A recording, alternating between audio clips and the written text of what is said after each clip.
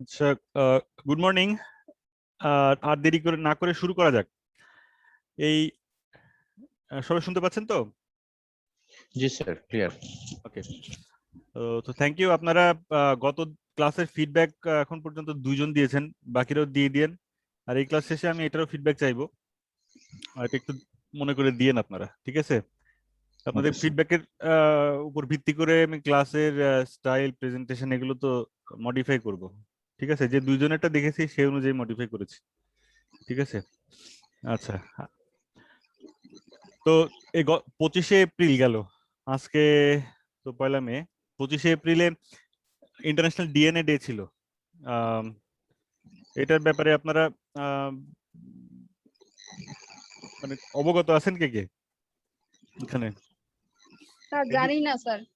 আচ্ছা, কেউ জানেন 25শে এপ্রিল কেন ডিএনএ ডে, এই তারিখটা কেন বেছে নেওয়া হয়েছে? স্যার এদিন ওয়াটসন এন্ড ক্রিক নোবেল প্রাইজ পাচ্ছিল এটি। না, নোবেল প্রাইজ এপ্রিল মাসে ঘোষণা করা হয় না কখনো। এটা হচ্ছে ওয়াটসন, ক্রিক, ওই 4জন আর কি, রোজালিন ফ্রাঙ্কলিন আর হচ্ছে উইলকিন্স, মরিস উইলকিন্স, তারা নেচারে তাদের লেখা সায়েন্টিফিক আর্টিকেল 3টা মনে হয়, সেটা এই ডিএনএর স্ট্রাকচারের উপরে এই দিন পাবলিশ হয়েছিল ওই জার্নালে, যেটার উপর ভিত্তি করে তারা পরবর্তীতে নোবেল প্রাইজ পাইছিলেন। কিন্তু দুর্ভাগ্যবশত রোজালিন ফ্রাঙ্কলিন কে নোবেল প্রাইজ দেওয়া হয়নি। তো যাই হোক, ওই পাবলিকেশন ডেটটা হচ্ছে ডিএনএ ডে হিসেবে সেলিব্রেট করা হয়। আচ্ছা, তাহলে আজকে ডিএনএ রেপ্লিকেশন এন্ড রিপেয়ার এটা নিয়ে আমরা আলাপ করব। আপনারা অলরেডি জানেন যে মানে মলিকুলার বায়োলজির যে মূলনীতি, সেন্ট্রাল ডগমা, সেটা হচ্ছে ডিএনএ থেকে ডিএনএ হয়, সেটাকে সিনথেসিস হয়, সেটাকে বলে রেপ্লিকেশন। ডিএনএ টেমপ্লেট অনুসারে তার কোনো একটা পার্ট কপি হয়, সেটাকে বলে হচ্ছে ট্রান্সক্রিপশন। আর সেই আরএনএ এর মধ্যে বিভিন্ন ধরনের আরএনএ আছে, তার মধ্যে মেসেঞ্জার আরএনএ থেকে কোডন অনুযায়ী অ্যামিনো অ্যাসিড বসে প্রোটিন সিনথেসিস হয়, সেটা হচ্ছে ট্রান্সলেশন। এই পুরো প্রসেসটাকে একসাথে বলে হচ্ছে central dogma of molecular biology. এটা, এই সেন্ট্রাল ডগমার প্রত্যেকটা পার্ট আমরা আশা করি ধরে ধরে আলাপ করব। তো আজকে প্রথম পার্টটা আমাদের ফোকাসে থাকবে, অর্থাৎ DNA synthesis, DNA to DNA replication, DNA replication, এবং রেপ্লিকেশনের সাথে রিপেয়ারটা অটোমেটিক চলে আসে। তো প্রথমে দেখা যাক যে বিল্ডিং ব্লকটা কি ডিএনএ এর। তো এখানে একটা সুগার ফসফেট থাকে, মানে একটা রাইবোজ বা পেন্টোজ একটা সুগার থাকে, তার সাথে ফসফেট গ্রুপ থাকে, আর থাকে হচ্ছে নাইট্রোজেন বেস। এখন আমরা জানি যে নাইট্রোজেন বেস ডিএনএ এর ক্ষেত্রে 4টা হয়, 4 রকমের হয়: অ্যাডেনিন, গুয়ানিন, থাইমিন, সাইটোসিন। এখানে স্ক্রিনে গুয়ানিনটা এক্সাম্পল হিসেবে দেখানো আছে, কিন্তু অন্য যে কোনো গুলোর ক্ষেত্রে এই জিনিসটা তাই হবে। তো এটা এগুলো কম্বিনেশন করে যেটা হয় সেটা হচ্ছে কি নিউক্লিওটাইড। এর কয়েকটা ধাপ আছে, যেমন যদি শুধু নাইট্রোজেন বেস থাকে তাহলে সে নাইট্রোজেন বেস, তার সাথে যদি সুগার, শুধু সুগার যুক্ত হয় তাহলে সেটা নিউক্লিওসাইড বলে, আর তার সাথে যদি একটা ফসফেট যুক্ত হয় তাহলে সেটাকে কি বলে? নিউক্লিওটাইড। নিউক্লিওটাইড। নিউক্লিওটাইড মোনোফসফেট, একটা ফসফেট যুক্ত হলে। আচ্ছা। হ্যাঁ, 2টা ফসফেট যুক্ত হলে ডাইফসফেট, 3টা ফসফেট যুক্ত হলে ট্রাইফসফেট, ঠিক আছে? ওকে, তো আর্থার ক্রোনেনবার্গ উনি প্রথম হচ্ছে আর্টিফিশিয়ালি ডিএনএ সিনথেসিস করছিলেন। তো আর্টিফিশিয়ালি ডিএনএ সিনথেসিস করার জন্য তখন পর্যন্ত একটা হাইপোথিসিস ছিল যে ডিএনএ আর্টিফিশিয়ালি সিনথেসিস করার জন্য অবশ্যই একটা টেমপ্লেট স্ট্র্যান্ড লাগবে, অর্থাৎ একটা সিঙ্গেল স্ট্র্যান্ডেড ডিএনএ লাগবে। তা উনি একটা টেস্ট টিউবে সেই সিঙ্গেল স্ট্র্যান্ডেড ডিএনএটা দেন, ভালো কথা। আর কি লাগবে? আর অ্যামাইনো অ্যাসিড গুলো লাগবে, ট্রান্সফার আরএনএ প্রোটিনের লাগবে। কথা বলা হচ্ছে না এখানে, অ্যামিনো অ্যাসিড না। প্রোটিন প্রোটিন সিনথেসিস করছি না আমরা, ও আচ্ছা ডিএনএ রেপ্লিকেশন। হ্যাঁ, স্যার যে ইয়েগুলো বেস গুলো লাগবে, নাইট্রোজেন বেস গুলো বেজ লাগবে। হলে হবে না, নিউক্লিওটাইড লাগবে।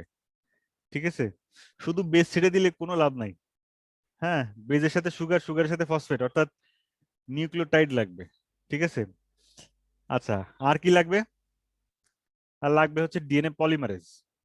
ঠিক আছে, এখন ক্রোনেনবার্গ আর কি ইকোলাই ব্যাকটেরিয়া থেকে এনজাইম একটা এনজাইম আইসোলেট করেছিলেন, এবং মানে ইকোলাই ব্যাকটেরিয়া থেকে উনি প্রথমেই একটা এনজাইম আইসোলেট করেছেন তা না, এটাও এক ধরনের ফ্র্যাকশনেশন বা এক ধরনের মানে বায়োকেমিক্যাল সেপারেশন প্রক্রিয়ায় উনি ওর ভিতর থেকে যত প্রোটিন পাইছেন সব আইসোলেট করছেন।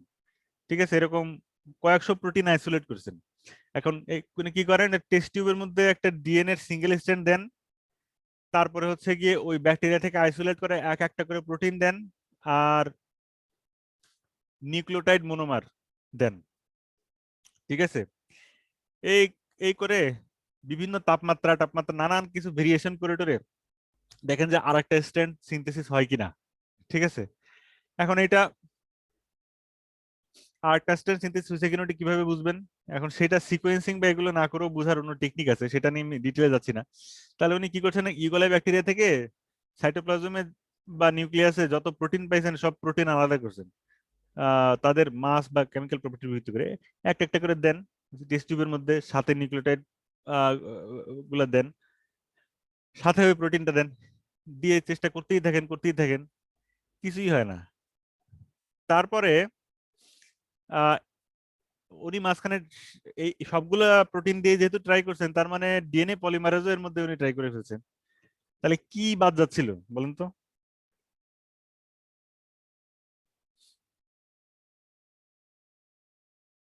হ্যাঁ, কেউ একজন বলেন তো। হ্যালো, টার্মিনেশনের জন্য স্যার যে চেনটা দরকার। স্যার টার্মিনেশন তো শুরু হওয়ার পরে হবে, শুরুই তো হচ্ছে না। স্যার প্রোমোটার রিজন যেটা দরকার ছিল, যেখানে ডিএনএ পলিমারেজটা স্যার, এটাও বসবে, দরকার এটা স্যার। ছিল না।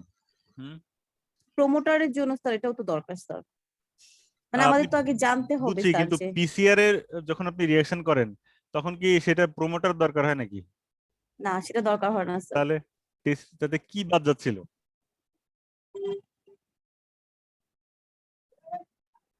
স্যার আচ্ছা, পিসিআর তো যে ডিডিএনটিপি একটা। ডিডিএনটিপি হচ্ছে স্যাঙ্গার সিকোয়েন্সিং এর পার্ট, খুব গুলায় খিচুড়ি বানায় না এখনই। পিসিআর এর সাথে স্যাঙ্গার সিকোয়েন্সিং মিলায় না। ঠিক আছে, আচ্ছা স্যার। ডাইডিঅক্সি নিউক্লিওটাইড এখানে কোনো ইউজ আচ্ছা নাই। পিসিআর এর তো just তিনটা পার্ট আছে। আচ্ছা এই যে মানে নরমালি তার মধ্যে স্যার কোনটা বাদ যাচ্ছে মনে করতে একটা পারতেছি না। জিনিস মিসিং ছিল, তো অনেক কাঠখড় পুরায় শেষ পর্যন্ত উনি বুঝতে পারলেন যে বাদ যাচ্ছে প্রাইমার।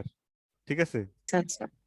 ঠিক আছে, অর্থাৎ ডিএনএ পলিমারেজ হচ্ছে যদি যে চেইনটা সিনথেসিস করবে তার খানিকটা স্টার্টিং পোর্শন এই 20, 30, 50 বেস, খুব বেশি না, এরকম একটু ইনিশিয়াল পোর্শনটা অলরেডি চামচে করে মুখে তুলে খাওয়া দেওয়া লাগে, তারপরে ডিএনএ পলিমারেজ বাকিটুকু বানাতে পারে।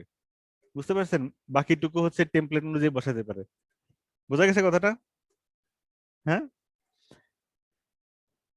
এই জন্য পিসিআর এ কিন্তু আপনি যেটা সিনথেসিস করতে চান আপনার দুইটা প্রাইমার দেওয়া লাগবে, ফরওয়ার্ড প্রাইমার, রিভার্স প্রাইমার, ওই রিজিয়নটাকে মানে আটকানোর জন্য অন্তত একটা প্রাইমার তো লাগবেই।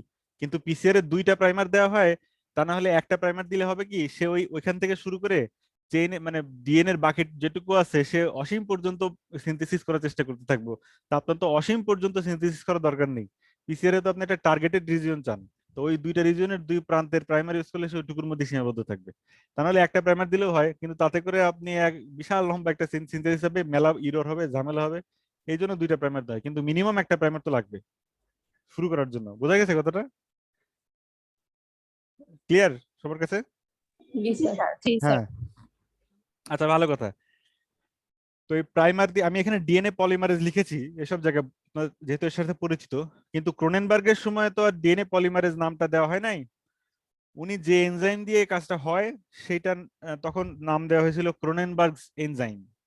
ঠিক আছে, ইকোলাই থেকে সেপারেট করা কয়েকশো রকমের প্রোটিনের মধ্যে যেটা দিলে ডিএনএ মানে এই টেমপ্লেট অনুসারে আরেকটা স্ট্র্যান্ড সিনথেসিস হয়, সেইটার নাম দেওয়া হয়েছিল ক্রোনেনবার্গস এনজাইম। ডিএনএ পলিমারেজ নামটা তখন আসে নাই। তো যাই হোক, তারপরে নয় হলো, কিন্তু এইখানে এই যে আচ্ছা আমার মাউস পয়েন্টার দেখা যায়, এরও দেখা যায়? জি স্যার। আচ্ছা, তো এখানে দেখেন এই যে বল্টুগুলো, যে হলুদ হলুদ বল্টুগুলো এই ছবিতে দেখানো হয়েছে, এগুলো সুবিধার জন্য সবই হচ্ছে ফসফেট বোঝানো হয়েছে, কিন্তু সবগুলো একই ফসফেট না।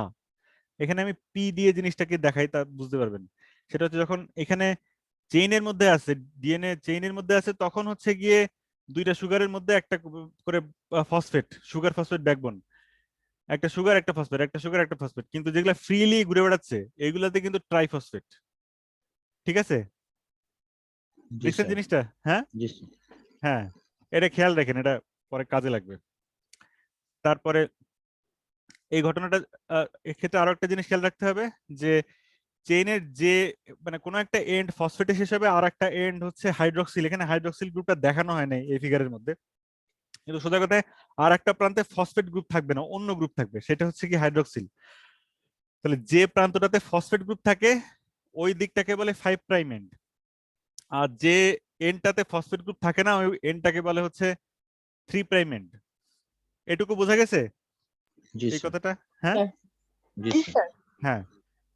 আচ্ছা, তাহলে এইখানে ডায়াগ্রামটা আর একটু ভালোভাবে খেয়াল করে দেখেন এখানে কিভাবে আছে। তা এইখানে এই যে 5 প্রাইম এন্ড 3 প্রাইম এন্ড এবং একটা হেলিক্সের মতো করে দেখানো আছে। এবং আরেকটা জিনিস ভালো করে খেয়াল করেন, সেটা হচ্ছে যে আপনারা তো জানেন যে শার্গাফ রুল অনুসারে কি হয়, কে কার সাথে নরমাল বাইন্ডিং করে বেসগুলোর মধ্যে? অ্যাডেনোসিন, থায়ামিন আর গুয়ানিন, সাইটোসিন।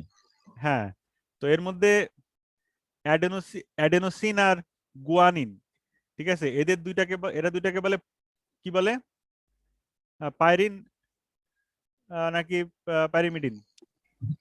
পিউরিন। পিউরিন না পিউরিন আর পাইরিমিডিন? পাইরিন।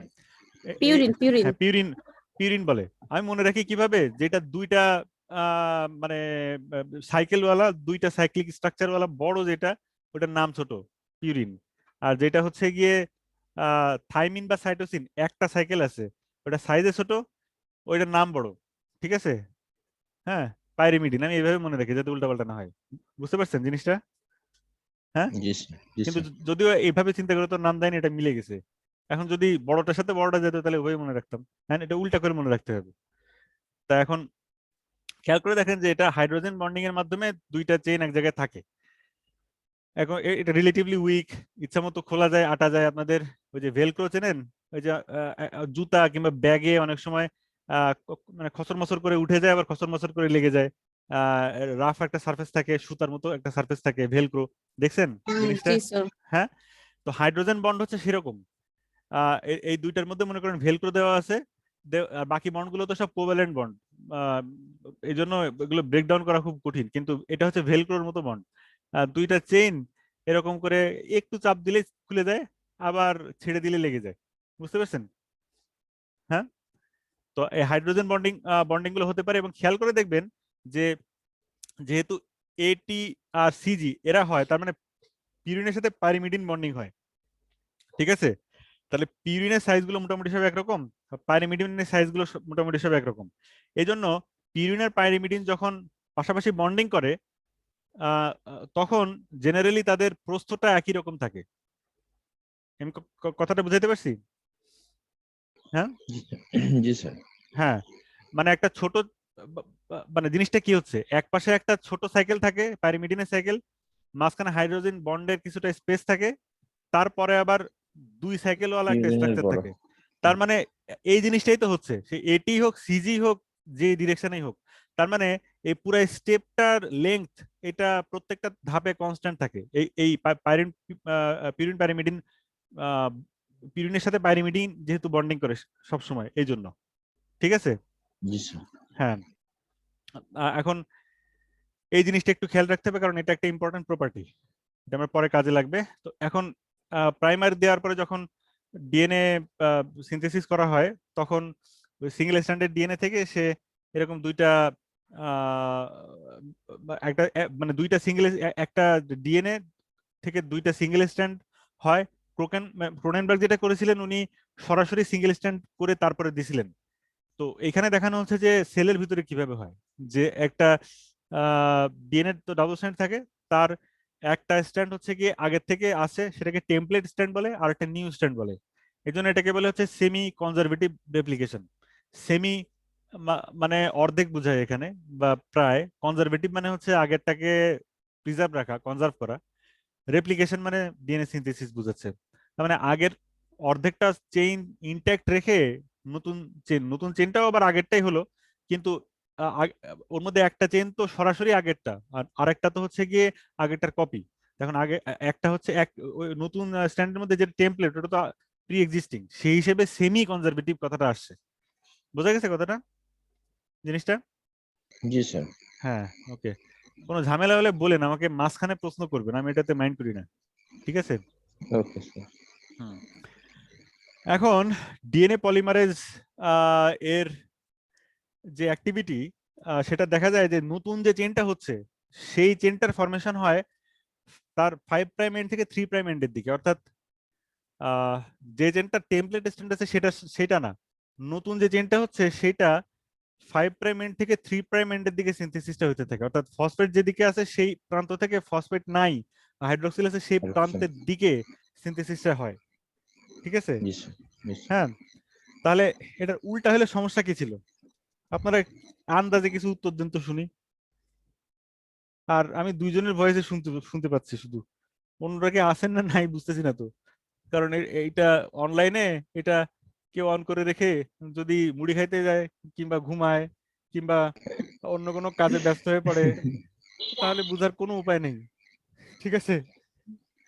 হ্যাঁ, অন্যরা একটু রেসপন্স করেন, ঠিক আছে?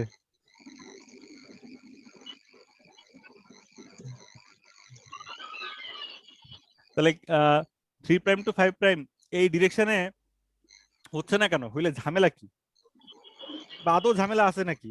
এরকমও তো হইতে পারে। ইভলিউশনারিলি আপনারা তো দেখছেন যে এরকম মানে বিবর্তনের ইতিহাসে এরকম ঘটনা ঘটে যে কখনো কখনো কোনো একটা বৈশিষ্ট্য, এটার কোনো ইয়া নাই, মানে খুব যে কোনো সুবিধা দেয় বা ওরকম কোনো কিছু না, একটা র্যান্ডমলি সেটা আসলে চলে আসছে, এখন ওইটাকে আর সরানোর দরকার হয়নি, ওভাবে থেকে গেছে।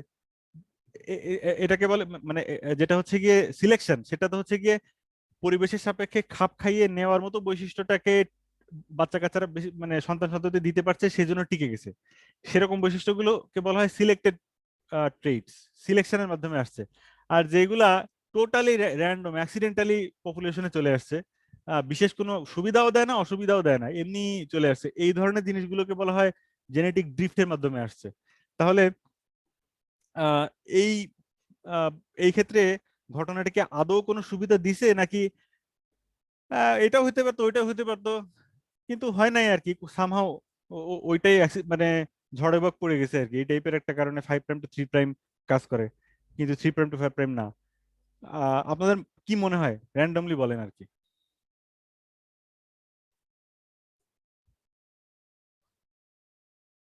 তো স্যার আমার কাছে মনে হচ্ছে যে এমনি মানে প্রসেস চলতেছে এই জন্য, কারণ ডিএনএ তে দুইটা স্ট্যান্ডে দুই রকম ইয়ে থাকবে, মানে ল্যাগিং স্ট্যান্ড যেটা, হ্যাঁ, তো স্যার একটাতে থাকবে 3 প্রাইম টু 5 প্রাইম, একটাতে 5 প্রাইম টু 3 প্রাইম যখন ওপেন হবে।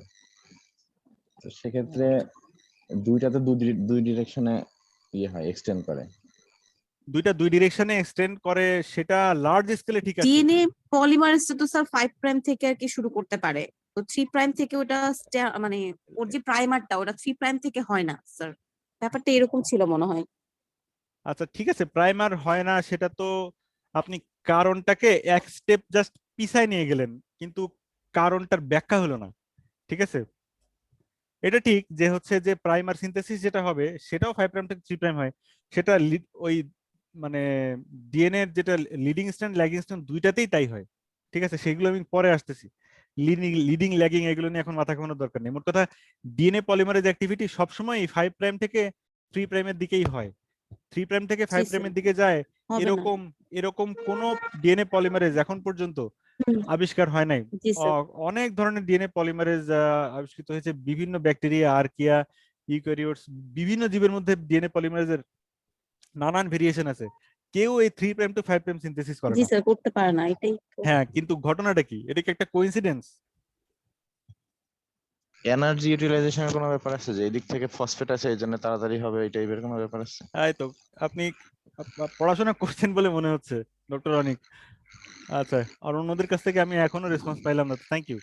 এনার্জির ব্যাপারেই আছে এখানে। আমি গতদিন আপনাদেরকে বলেছিলাম যে বায়োলজিক্যাল সিস্টেম অ্যানালিসিস করার সময় আপনাকে 5টা জিনিস মাথায় রাখতে হবে, ঠিক আছে? কি কি বলেন তো?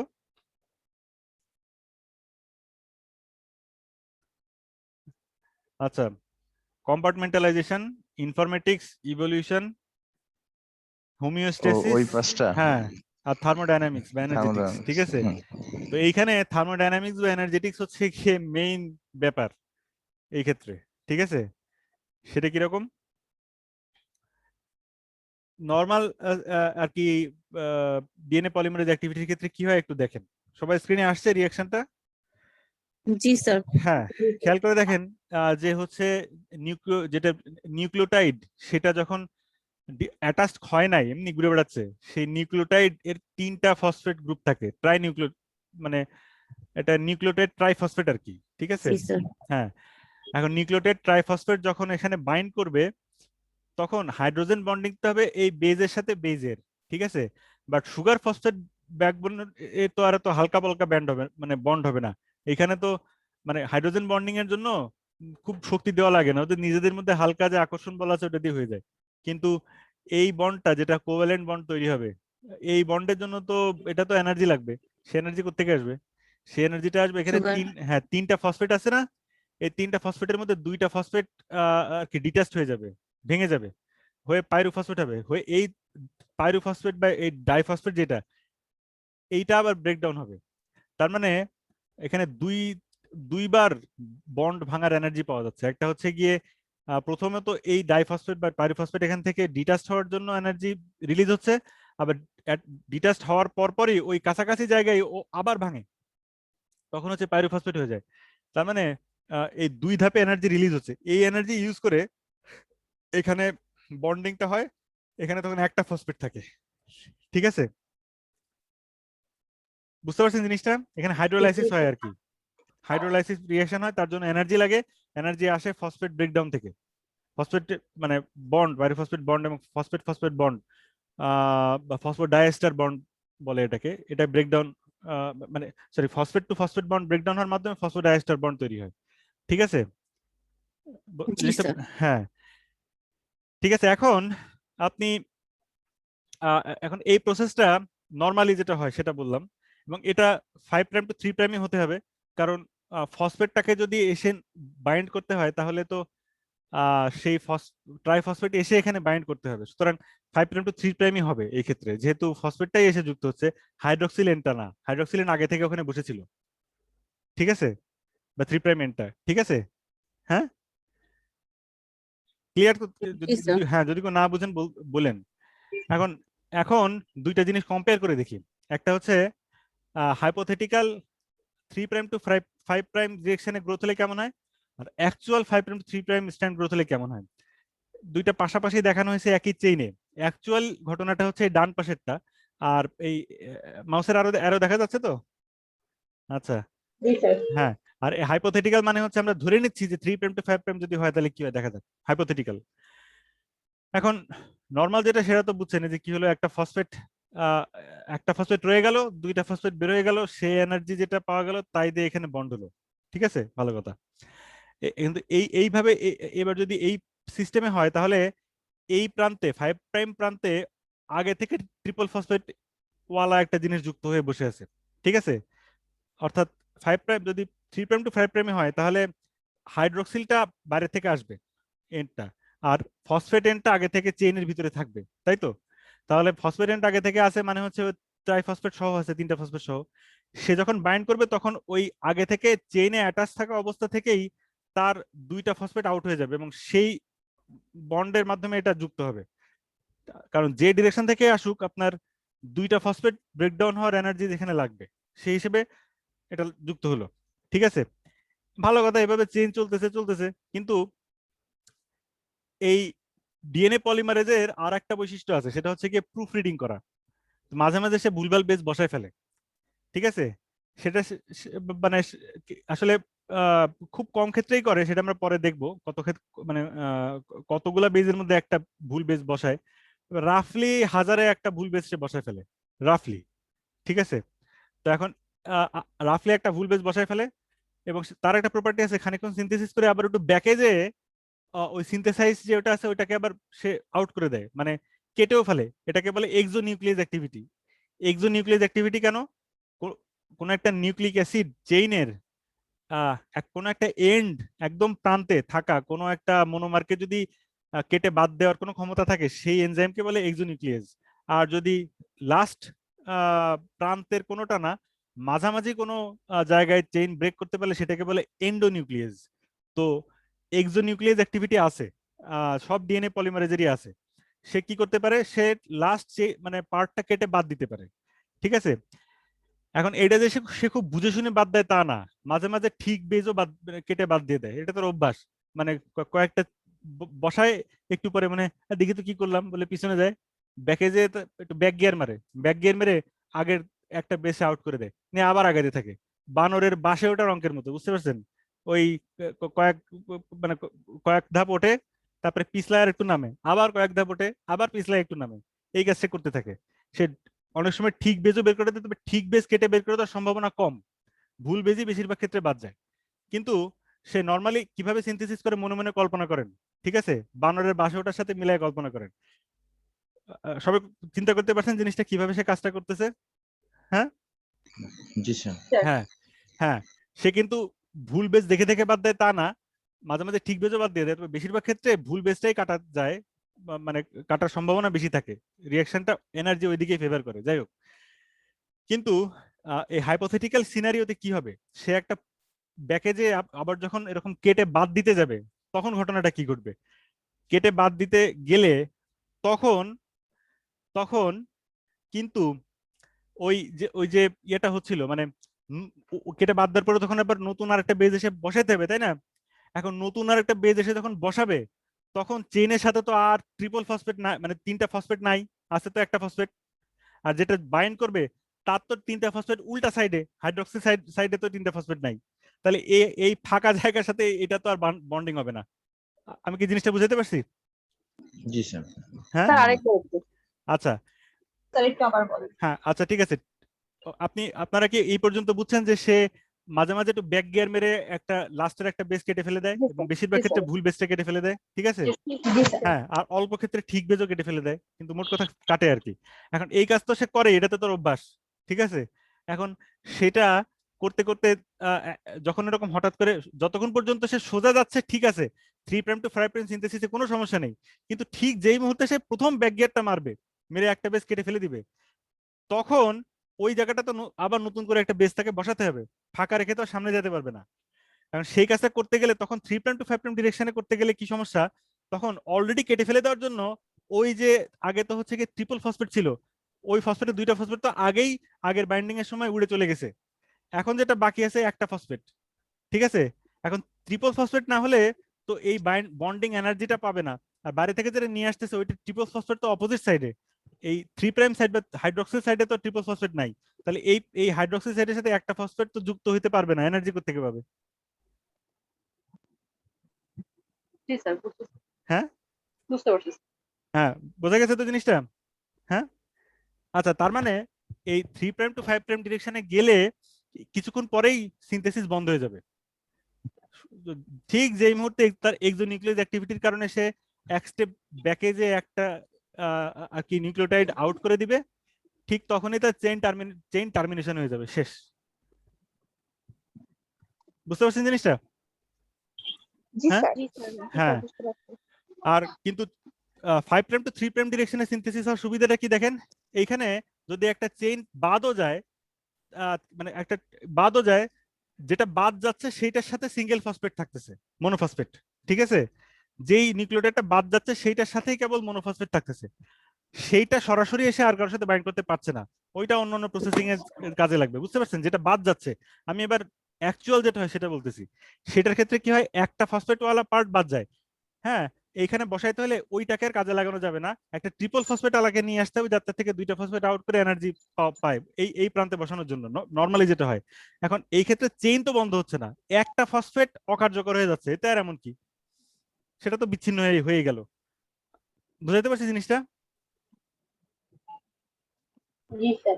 হ্যাঁ, ঠিক আছে। আচ্ছা, জি স্যার। হ্যাঁ, দেখেন এইটা আহ, ঠিক এই কারণেই যদি 3' to 5' কোনো একটা মানে অ্যাক্টিভিটি র্যান্ডমলি তো মিউটেশন হয়ে তো এরকম একটা এনজাইম হইতেই পারে যেটা 3' to 5' এর দিকে যায়, কিন্তু সেটা প্রকৃতিতে আমরা পাবো না আলটিমেটলি। কেন বুঝতে পারছেন? জি স্যার, এক সময় সে আর মানে ফসফেট তার থাকবে না দেখে সে তার মানে হ্যাঁ প্রকৃতি দরকার। হ্যাঁ তার সেটা, ফসফেট না থাকার কারণে সে বিলীন হয়ে যাবে। হ্যাঁ এখন ডিএনএ সে সিনথেসিস করতে পারবে না, তাহলে তার আর বংশধর রাখবে কি করে? সে ডিএনএ তো কপি করতে পারতেছে না, তার বংশধরের মধ্যে আর সে কি তার তথ্য পাঠাবে? সুতরাং পৃথিবীতে এখন পর্যন্ত যত পলিমারেজ পাওয়া গেছে, ডিএনএ পলিমারেজ, তারা কেউ 3' to 5' সিনথেসিস করতে পারে না।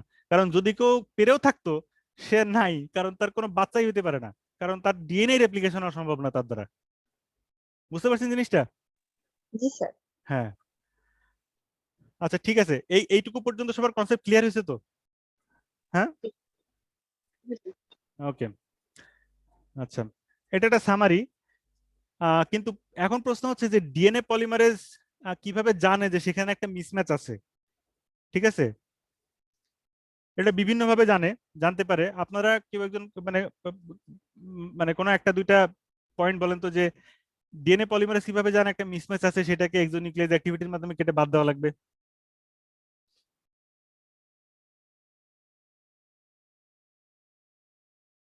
যে কেউ বলেন, শোনা যাচ্ছে আমার কথা? জি স্যার, শোনা যাচ্ছে। আচ্ছা, আচ্ছা ঠিক আছে, যদি উত্তর না দেন তাহলে ভাবতে থাকেন, পরে আবার জিজ্ঞাসা করা যাবে এটা। আচ্ছা, তাহলে এখানে আবারও ওই কি ইয়া পিউরিন পাইরিমিডিন বন্ডিং দেখানো হয়েছে মোটামুটি কনস্ট্যান্ট প্রস্থ বা ওয়াইড এর কথাটা মনে করে দেওয়া হয়েছে, কারণ যে বিভিন্ন ভাবে মিসম্যাচ ডিটেক্ট করে তার মধ্যে একটা হচ্ছে প্রস্থ চেঞ্জ হয়ে যায়। যদি দুইটা ধরেন অ্যাডেনিনের সাথে সামহাও গুয়ানিন বাইন্ড করে বসলো, ঠিক আছে, করার সম্ভাবনা যে নেই তা না, হতেই পারে, হ্যাঁ, কিন্তু সম্ভাবনা খুবই কম, কিন্তু হতে পারে। তো সেই ক্ষেত্রে কি হবে, ওই ওই জায়গায় ডিএনএটা একটু বেশি মোটা হয়ে যাবে না যদি অ্যাডেনিনের সাথে গুয়ানিন বাইন্ড করে? হ্যাঁ, বুঝতে পারছেন জিনিসটা? ওই জায়গাটা একটু মোটা হবে কিনা খেয়াল করে দেখেন। জি স্যার, দুইটা হ্যাঁ তখন হ্যাঁ মোটা হবে, দুইটাই তো বড়। হ্যাঁ, আর থাইমিনের সাথে যদি কোথাও সাইটোসিন বাইন্ড করে, সেটাও তো একটু চিকন হয়ে যাবে জায়গাটা। হ্যাঁ, জি স্যার। ঠিক আছে। আর যদি থাইমিনের সাথে আর যদি ধরেন গুয়ানিনের সাথে থাইমিন বাইন্ড করলো, সেই ক্ষেত্রে মোটামুটি প্রস্থ কাছাকাছি থাকলেও ওই জায়গাটা একটা ডিফর্মিটি হবে, ঠিক আছে, কারণ ওর 3টা হাইড্রোজেন বন্ড করার ক্যাপাসিটি আছে, আবার ওই 2টা হাইড্রোজেন বন্ডিং মিলবে না, অ্যালাইনমেন্ট না মেলার কারণে একটু ডিস্টরশন হবে। অ্যাডেনিনের সাথে সাইটোসিন বাইন্ড করতে গেলেও তাদের হাইড্রোজেন বন্ডিং ফেস মুখোমুখি মিলে না, এই জন্য একটু ডিস্টরশন হবে, ঠিক আছে। তো যাই হোক, এই জিনিসগুলো মানে এরকম কিছু কিছু ফ্যাক্টর আছে যেগুলোর মাধ্যমে এটা ডিটেক্ট করতে পারে। কারণ মিসম্যাচ ডিটেকশনের জন্য বেশ কয়েকটা লেভেলে প্রুফ রিডিং মেকানিজম আছে। শুধু মানে ডিএনএ পলিমারেজে যে এক্সোনিউক্লিয়েজ প্রুফ রিডিং সেটা না, আরো কিছু মেকানিজম আছে, সেটা সামনে আলাপ করব, ঠিক আছে। আচ্ছা, এখানেও এই কনস্ট্যান্ট মানে প্রস্থ যেটা হয় সেটা দেখানো হয়েছে 2 মিলিমিটার প্রস্থ হয়। আর ডিফর্মিটি যেটা হবে ওই যে মানে পিউরিন পাইরিমিডিনই হলো, কিন্তু ভুল পিউরিনের সাথে ভুল পাইরিমিডিন বন্ডিং হলো, সেসব ক্ষেত্রে যেটা হয় এখানে যে মাইনর গ্রুপ এবং মেজর গ্রুপ থাকে এইগুলোর স্ট্রাকচার পাল্টে যায় ওইখানে, ঠিক আছে, অ্যাঙ্গেলটা পাল্টা যাওয়ার কারণে। বুঝতে পারছেন জিনিসটা?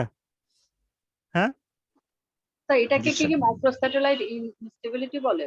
মাইক্রো স্যাটেলাইট ইনস্টেবিলিটি অন্য জিনিস, ওটার সাথে এটা গুলায়েন না, ওটা আসবে সামনে আছে, ঠিক আছে। আচ্ছা, সবগুলো টপিক কভার করব, তবে জিনিসগুলো একটার সাথে একটা গুলিয়ে ফেলা যাবে না, তাহলে মুশকিল। আচ্ছা ঠিক আছে, এখন এখন আসি যে কিভাবে এই যে ডিএনএ মানে ডিএনএ পলিমারেজের অ্যাক্টিভিটির জন্য আগে থেকে একটা প্রাইমার থাকতে হয়, সেই প্রাইমারটা কিভাবে কাজ করে মানে কিভাবে আসে। প্রাইমার যে তৈরি করে তার নাম মনে রাখা খুব সহজ, তার নাম হচ্ছে ডিএনএ প্রাইমেজ, ঠিক আছে? কিন্তু নামের সাথে কাজের অর্ধেক মিল আছে, আবার অর্ধেক মিল নাই। প্রাইমেজ ঠিক আছে, হ্যাঁ সে প্রাইমার সিনথেসিস করছে, নাম প্রাইমেজ, কিন্তু নাম ডিএনএ প্রাইমেজ, কিন্তু সে সিনথেসিস করে আরএনএ, ঠিক আছে? এখন আহ এখানে আরএনএ কেন সিনথেসিস হচ্ছে কেউ বলেন তো?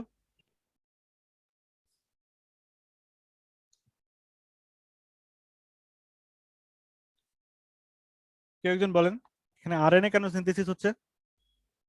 হ্যাঁ,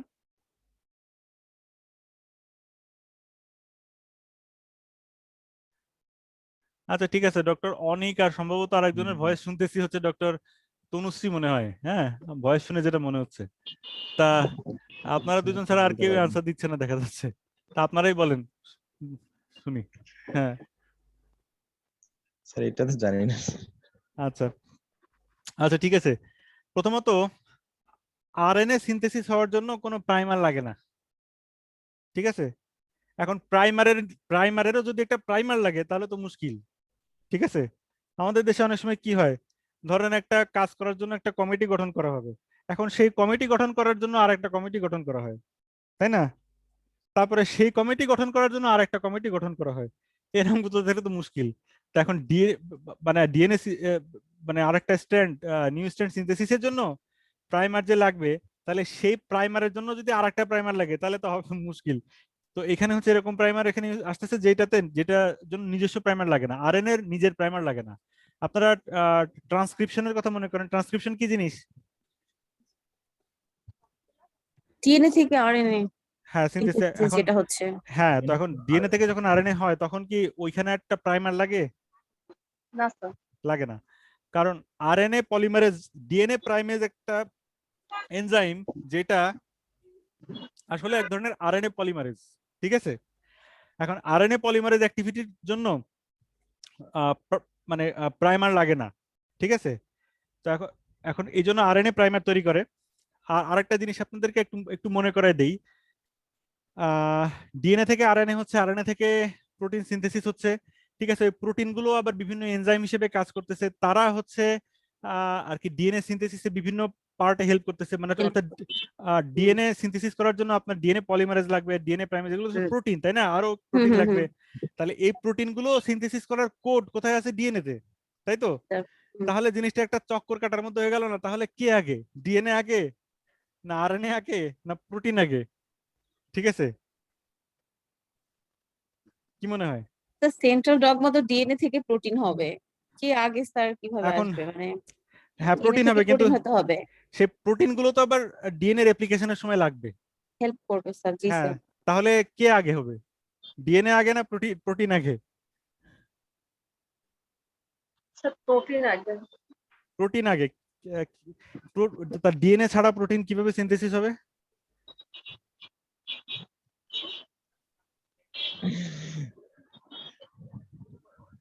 স্যার প্রোটিন সিনথেসিসের জন্য কিছু ইয়ে আছে তো, সেগুলো ডিএনএ ছাড়া করবে না তো স্যার, ডিএনএ থেকে তো আরএনএ হবে, যেমন রাইবোজোম করে প্রোটিন সিনথেসিস। হ্যাঁ, কিন্তু রাইবোজোমে সিনথেসিস করে কে? সেটাই তো স্যার, এমআরএনএ টিআরএনএ এগুলো তো সব মিলে ঝিলে হ্যাঁ, কাজ করে। রাইবোজোমের ভিতরে আছে প্রোটিন এবং রাইবোজোমাল আরএনএ, সেই হুম। প্রোটিনটাও আসে মেসেঞ্জার আরএনএ থেকে, জি সেই স্যার, মেসেঞ্জার সেটা আরএনএ আসে ডিএনএ ডিএনএ থেকে, থেকে। ঠিক আছে?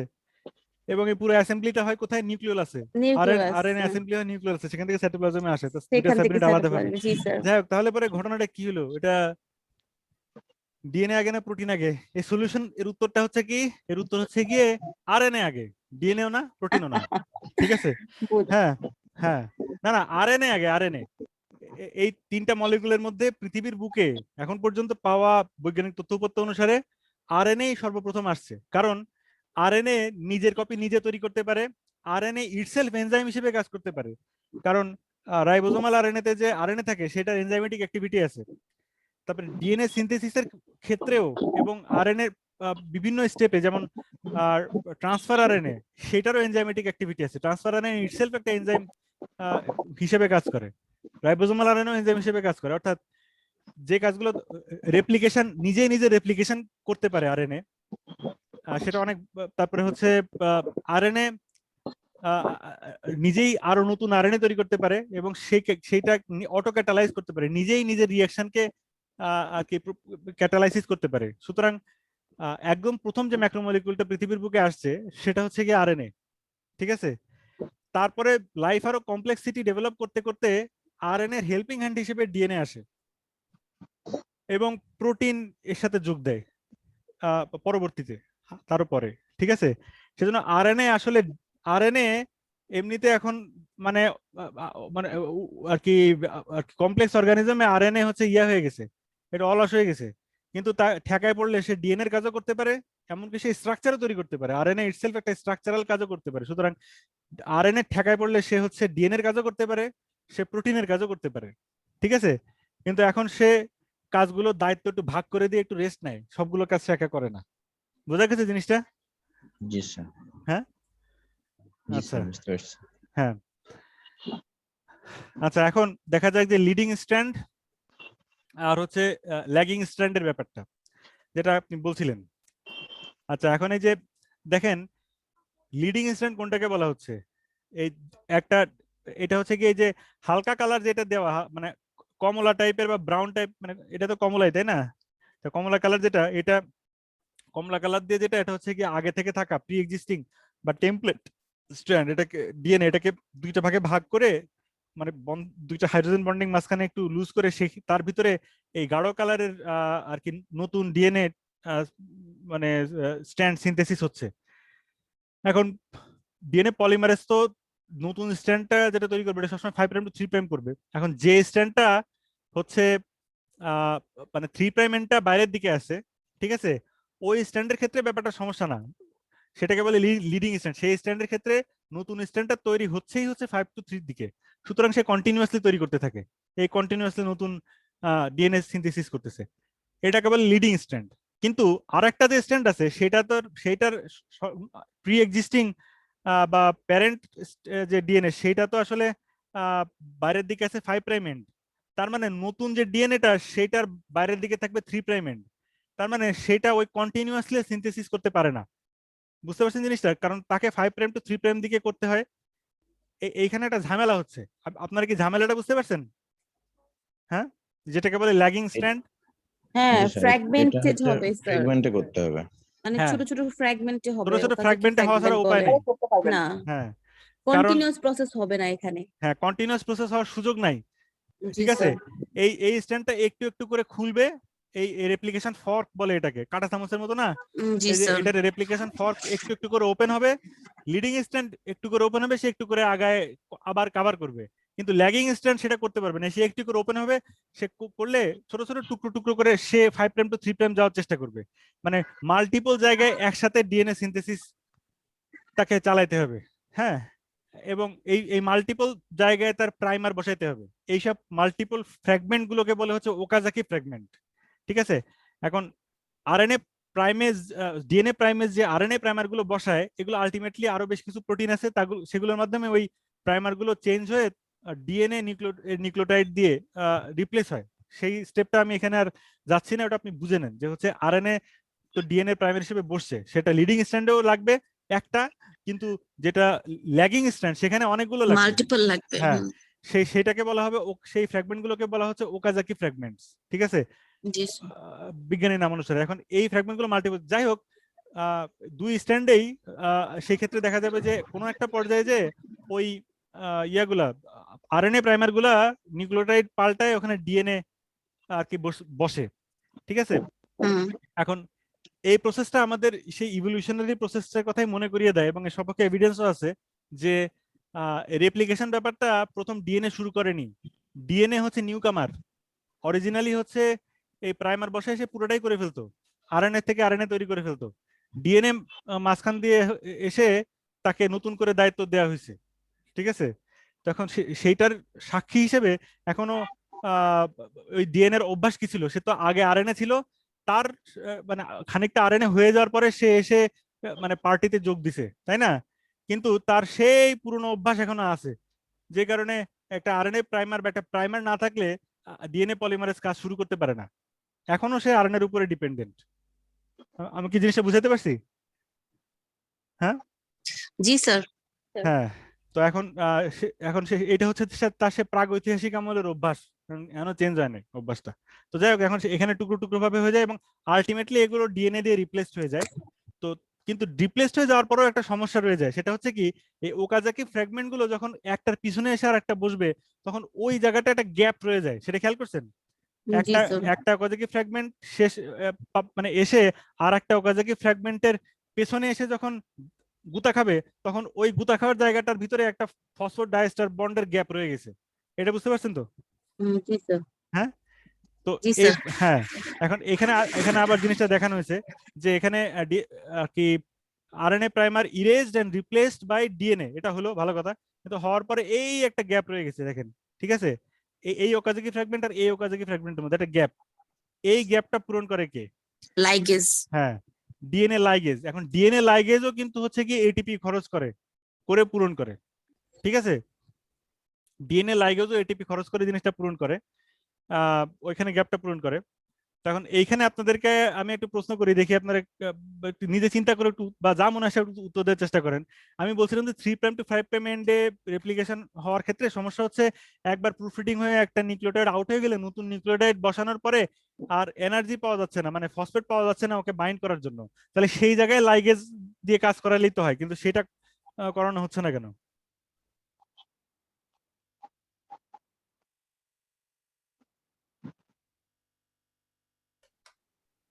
প্রশ্নটা বোঝা গেছে?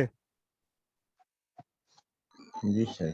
হ্যাঁ, তাহলে ওইখানে লাইগেজ কাজ করলে ঝামেলা কি, নাকি এটাও র্যান্ডম? কি মনে হয়?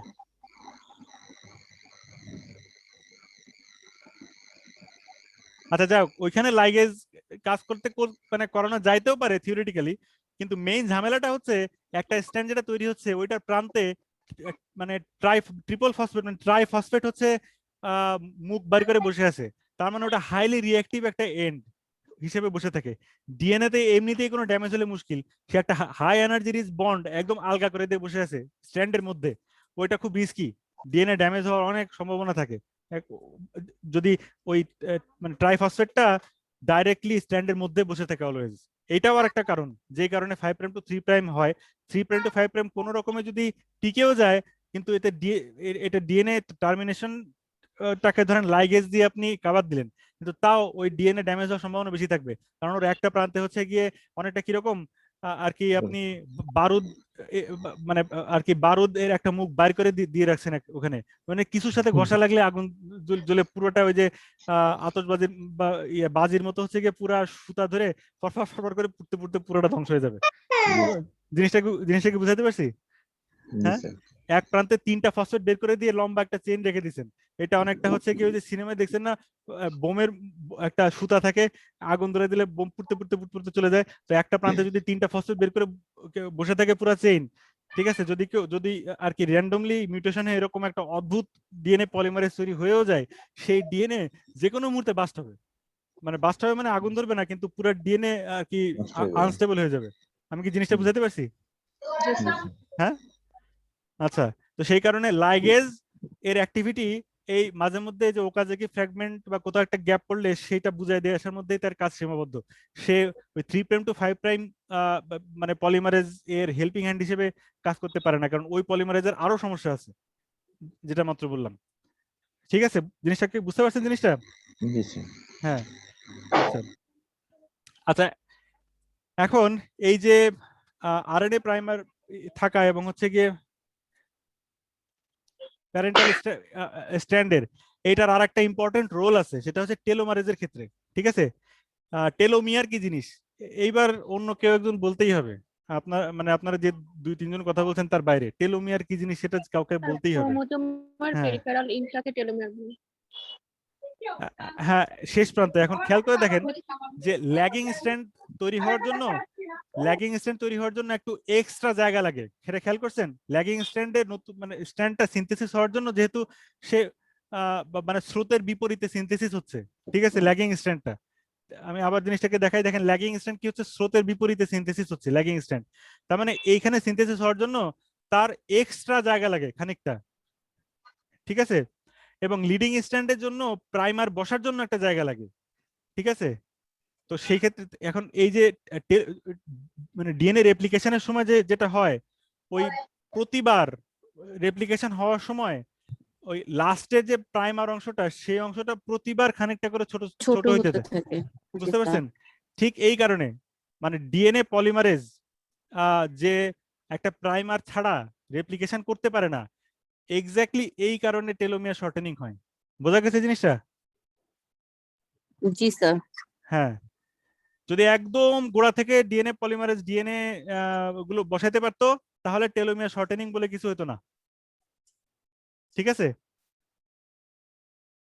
বুঝছেন জিনিসটা? কারণ জি খানিকটা স্যার। হ্যাঁ, তাহলে এই টেলোমারেজ কি করে, সে একটা এক্সট্রা আর কি আরএনএ সেগমেন্ট মানে নিয়ে ওই পার্টটা বসে। দেখেন টেলোমারেজেরও কিন্তু একটা আরএনএ পোর্শন আছে, যে পোর্শনটা কিন্তু প্রোটিনের সাথে বাউন্ড থাকে, কিন্তু ইটসেলফ একটা এনজাইম হিসেবে কাজ করতে পারে। ঠিক আছে, আপনারা জানেন যে স্টেম সেল এবং কিছু কিছু ক্ষেত্রে এই টেলোমিয়ার শর্টেনিং প্রিভেন্ট হয়, কারণ প্রতিবার ওই টেলোমিয়ার সিকোয়েন্স ওখানে যে মানে সিনথেসিস হতে থাকে। ঠিক আছে, তো এইটাও হচ্ছে গিয়ে কিন্তু এই যে ডিএনএ পলিমারেজের এই বৈশিষ্ট্যের প্রতিফলন। সে যে আরএনএর উপরে ডিপেন্ডেন্ট, ডিএনএ নিউক্লিয়াসের বসে ভিআইপির মর্যাদা যতই পাক, সে যে আলটিমেটলি মানে আরএনএ যে মানে ভিতরে ভিতরে তার বস, এটা কিন্তু বোঝা যায়। ঠিক আছে, জিনিসটা কি বুঝাতে পারছি? হ্যাঁ জি স্যার। হ্যাঁ। এখন প্রশ্ন হচ্ছে যে ভালো কথা, ব্লিডিং স্ট্র্যান্ড ল্যাগিং স্ট্র্যান্ড সব সিনথেসিস হইলো, কিন্তু খেয়াল করে দেখেন ডিএনএ থাকে তো একটা প্যাচে, তাই না? হেলিক্যাল স্ট্রাকচারে থাকে প্যাচ। এখন সেই প্যাচের মধ্যে কোনো একটা জায়গায় প্যাচ একটু লুজ হয়ে তার মধ্যে আরো দুইটা স্ট্র্যান্ড, মানে এখন 4টা স্ট্র্যান্ড নিয়ে মহা প্যাচ লাগছে। ঠিক আছে, খেয়াল করছেন জিনিসটা? হ্যাঁ, এটা মহা প্যাচ লাগছে। এখন এই মহা প্যাচ কেমনে ছুটাবে, মানে আর কি ছুটাতে হবে, কারণ ডিএনএ সিনথেসিস হয় সেল সাইকেলের কোন ফেজে?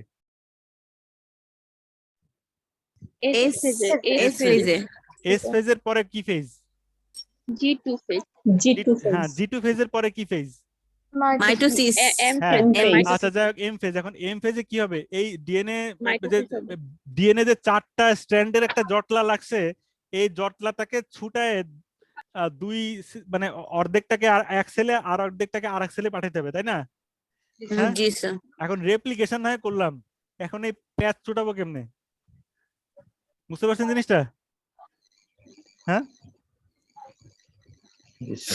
হ্যাঁ, তো এখন এটা গাণিতিক ভাবে দেখা গেছে, একদম ম্যাথমেটিক্যালি, এটা হচ্ছে এক্সপেরিমেন্ট তো আছেই, কিন্তু একদম গাণিতিক জ্যামিতিক নিয়মে, টপোলজি বলে আর কি, দেখা গেছে যে এইভাবে ডিএনএ রেপ্লিকেশনের ক্ষেত্রে যে 4টা স্ট্র্যান্ডের যে একটা প্যাচ লাগে, এইরকম একটা প্যাচ যদি কোথাও থাকে, তাহলে সেই প্যাচ ছুটানোর জন্য অন্তত পক্ষে কোনো একটা স্ট্র্যান্ড, কমপক্ষে একটা স্ট্র্যান্ড কেটে আর একটা স্ট্র্যান্ডকে সেই কাটা দিয়ে পাস করে আবার জয়েন করতে হবে। তাছাড়া এই প্যাচ ছুটানোর আর কোনো উপায় নেই। জিনিসটা কি বুঝাতে পারছি? হ্যাঁ জি স্যার। হ্যাঁ, তার মানে এই প্যাচটা যারা যেসব সেলের ভিতরে ছুটানোর উপায় আবিষ্কৃত হয়নি, তাদের পরবর্তী বংশধরই হয়নি, তারা প্যাচ পুষ লেগে একটা জটলা পাকায় মরে গেছে। বুঝতে পারছেন? হ্যাঁ, তাহলে একমাত্র সলিউশন, গাণিতিক ভাবে প্রমাণিত একমাত্র সলিউশন হচ্ছে এই স্ট্যান্ড গুলোর মধ্যে একটা স্ট্যান্ডকে কাটতে হবে, আর একটা স্ট্যান্ডকে তার মধ্যে পাস করতে হবে, তারপরে কাটা স্ট্যান্ডটাকে জোড়া দিতে হবে। ঠিক আছে, এখন এবং একই সাথে প্যাচটাকে আর কি খোলার জন্য আর কি ধরে রাখতে হবে এক ধরনের স্ক্রু, রিভার্স স্ক্রু টাইট দেওয়ার মতো। এখন এই ধরনের কাজগুলো যেসব এনজাইম করে, এগুলোকে বলে টপ আইসোমারেজ। ঠিক আছে, হ্যাঁ, তো এখন টপ আইসোমারেজ থাকে, ডিএনএ বাইন্ডিং প্রোটিন থাকে, পুরো সেটটার কাজ হচ্ছে ডিএনএ এর প্যাচটাকে একটু লুজ করা, পুরো ওইভাবে ধরে রাখা, এবং এই লুজ করে ধরে রাখার পরেও প্যাচ লাগে, সেই প্যাচগুলোকে তখন যেসব বিভিন্ন জায়গায় কেটে পাস করে আবার জোড়া দেওয়া। ঠিক আছে, এখন তার একটা এক্সাম্পল এখানে দেখেন, এই যে একটা স্ট্যান্ডের ভিতর দিয়ে আরেকটা স্ট্যান্ডের প্যাচ লেগে গেছে, এটা টপ আইসোমারেজ 2। বিভিন্ন টপ আইসোমারেজ আছে, এই টপ আইসোমারেজটা কি করছে, এই প্যাচের থেকে এই স্ট্যান্ড থেকে এই স্ট্যান্ডকে ছুটানোর জন্য সে এই স্ট্যান্ডটাকে কাটলো, কেটে তারপরে এই স্ট্যান্ডটা এর ভিতর দিয়ে পাস করে নিয়ে গেল, তারপরে এই স্ট্যান্ডটা আবার জোড়া লাগলো। এখন হচ্ছে দুইটা স্ট্যান্ড সেপারেট হয়েছে এই দূরের থেকে। বুঝতে পারছেন? এটা শুধু এক জায়গায় করা লাগে তা না, কারণ ডিএনএ তো মাল্টিপল জায়গায় একসাথে রেপ্লিকেশন হতে থাকে, ঠিক আছে? সেজন্য এই ঘটনাটা আর কি একাধিকবার মানে করতে হয়। হ্যাঁ, তো আপনারা জানেন যে ব্যাকটেরিয়া থেকে শুরু করে সবাই এই কাজটা করে, এবং কিছু কিছু অ্যান্টিবায়োটিক আছে যারা এই টপ আইসোমারেজকে অ্যাটাক করে, ঠিক আছে? অ্যাটাক করার মাধ্যমে ব্যাকটেরিয়ার গ্রোথ ইনহিবিট করে। হ্যাঁ, তা সে সে- সে তখন ওই জ্বরটা পাকানো একটা ডিএনএ নিয়ে বসে থেকে কিছু করতে পারে না, ঠিক আছে? আচ্ছা, তো যাই হোক, এখন এখানে একটা এক্সাম্পল দেখানো হয়েছে কিরকম, এরকম এতক্ষণ ফর্ক বলা হয়েছে, আসলে ফর্ক তো হয় না, মানে একটা প্রান্তে ফর্ক, মানে একটা জায়গায় দুই পাশে ফর্ক তৈরি হয়, ঠিক আছে? এই পাশের যেটা লিডিং স্ট্যান্ড আর এক পাশেরই সেটা হবে ল্যাগিং স্ট্যান্ড, ঠিক আছে? এইভাবে তৈরি হয় এবং এই দুই ফর্ক এবং মধ্যবর্তী মানে ফুলে যাওয়া অংশ, খুলে যাওয়া অংশ, এইটাকে বলে হচ্ছে কি বলে বলেন তো, নাম কি? হ্যাঁ বাবল। হ্যাঁ, রেপ্লিকেশন বাবল, ঠিক আছে? এইভাবে রেপ্লিকেশন বাবল এক্সটেন্ড করতে থাকে দুই সাইডে, ঠিক আছে? এবং খেয়াল করেন যে এক পাশে লিডিং স্ট্যান্ড আর এক সাইডে ল্যাগিং স্ট্যান্ড, তাহলে একই স্ট্যান্ডে আপনি কন্টিনিউয়াস পাবেন আবার ওকাজাকি পাবেন, ঠিক আছে? সেজন্য সত্যিকারের ইয়ার ক্ষেত্রে অত ক্লিয়ারলি আপনি সবসময় লিডিং আর ল্যাগিং স্ট্যান্ড আলাদা করতে পারবেন না, মিলেমিশে থাকে, ঠিক আছে? যেহেতু একই বাবলের দুই পাশে একই স্ট্যান্ড ল্যাগিং এবং আরেক প্রান্তে হচ্ছে লিডিং হিসেবে কাজ করতেছে, বুঝতে পারছেন জিনিসটা? হ্যাঁ, আমরা এতক্ষণ কি করছি, অর্ধেকটা নিয়ে আলাপ করছি, এই অর্ধেকটা নিয়ে, কিন্তু ফুল পিকচারটা হচ্ছে এমন, ঠিক আছে? হুম, বুঝছেন জিনিসটা? আচ্ছা, জি স্যার। ওকে। এখন এইবার আসে আর্থার আর কি ক্রনবার্গের কথায়। তো উনি তো এই ডিএনএ রেপ্লিকেশন নিয়ে কাজ করার জন্য 1959 সালে নোবেল প্রাইজ পেয়েছিলেন আরেকজন বিজ্ঞানীর সাথে, 50-50 ভাগ করেছিলেন নোবেল প্রাইজের মানি, সেভেরো ওকোয়া। এই দুইজন বিজ্ঞানী মিলে মানে কাজ করছিলেন। তো ক্রোনেনবার্গের সেই এনজাইমটাকে বলা হচ্ছিল যে ক্রোনেনবার্গ এনজাইম। তো এখানে ক্রোনেনবার্গ দেখছিলেন যে ডিএনএ টেমপ্লেট, তার সাথে ক্রোনেনবার্গ এনজাইম, তার সাথে নিউক্লিওটাইড ট্রাইফসফেটস এবং প্রাইমার, এটা দিয়ে অ্যাপ্রোপ্রিয়েট টেম্পারেচার বা এগুলো দিতে পারলে কি হয়, ডিএনএ রেপ্লিকেশন হয়, ঠিক আছে? হ্যাঁ, এটুকু তো বুঝছেন, আমি সামারি করলাম আর জি কি। স্যার। হ্যাঁ, তারপরে ওই একই কাজ ই কলাই, যেটার মধ্যে ক্রোনেনবার্গ এনজাইম আছে, সেই ই কলাইয়ের মধ্যেও কি হয়, ডিএনএ রেপ্লিকেশন হয়, ঠিক আছে? হ্যাঁ, এটুকু তো বোঝা গেছে নাকি? জি স্যার। জি স্যার। এখন পরে আহ, মানে আর কি একটু কারসাজি করে ক্রোনেনবার্গস এনজাইম আউট করে দেওয়া হলো ই কলাইয়ের ভিতর থেকে, ঠিক আছে? আদারওয়াইজ সে মানে লিভিং, সে সব কাজ করতেছে, নো প্রবলেম। খালি এমন একটা ই কলাই মানে বের করা হলো যে ই কলাইয়ের মধ্যে ক্রোনেনবার্গস এনজাইমটা নাই, ঠিক আছে? হ্যাঁ, তাহলে কি পরীক্ষার রেজাল্ট আসবে বলেন তো?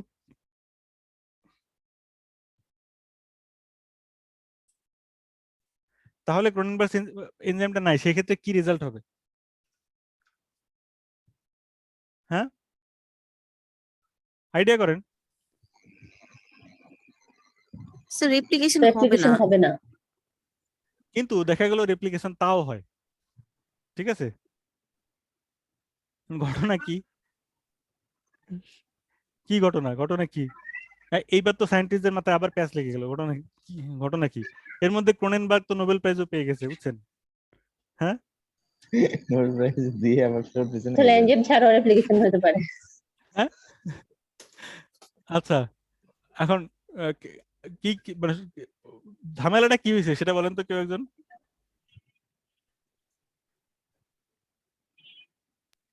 প্রাইমার দিয়ে রেপ্লিকেশন স্টার্ট হয়ে গেছে এজন্য। না, প্রাইমার তো আছে, শুধু একটা ডিফারেন্স, এমন এই কলায় যার মধ্যে ক্রোনেনবার্গ এনজাইমটা নাই, ঠিক আছে?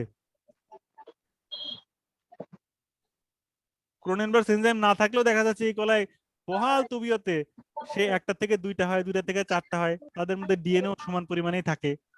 তার মানে কি হলো? হ্যাঁ, স্যার ডিএনএ পলিমারেজের কথা বলা হচ্ছে। হ্যাঁ, তখন ক্রোনেনবার্গ এনজাইম মানে ওই নামটাই প্রচলিত ছিল যেহেতু উনি এটা বাইর করছিলেন, ঠিক আছে? জি স্যার। হ্যাঁ, তাহলে ঘটনা কি হলো?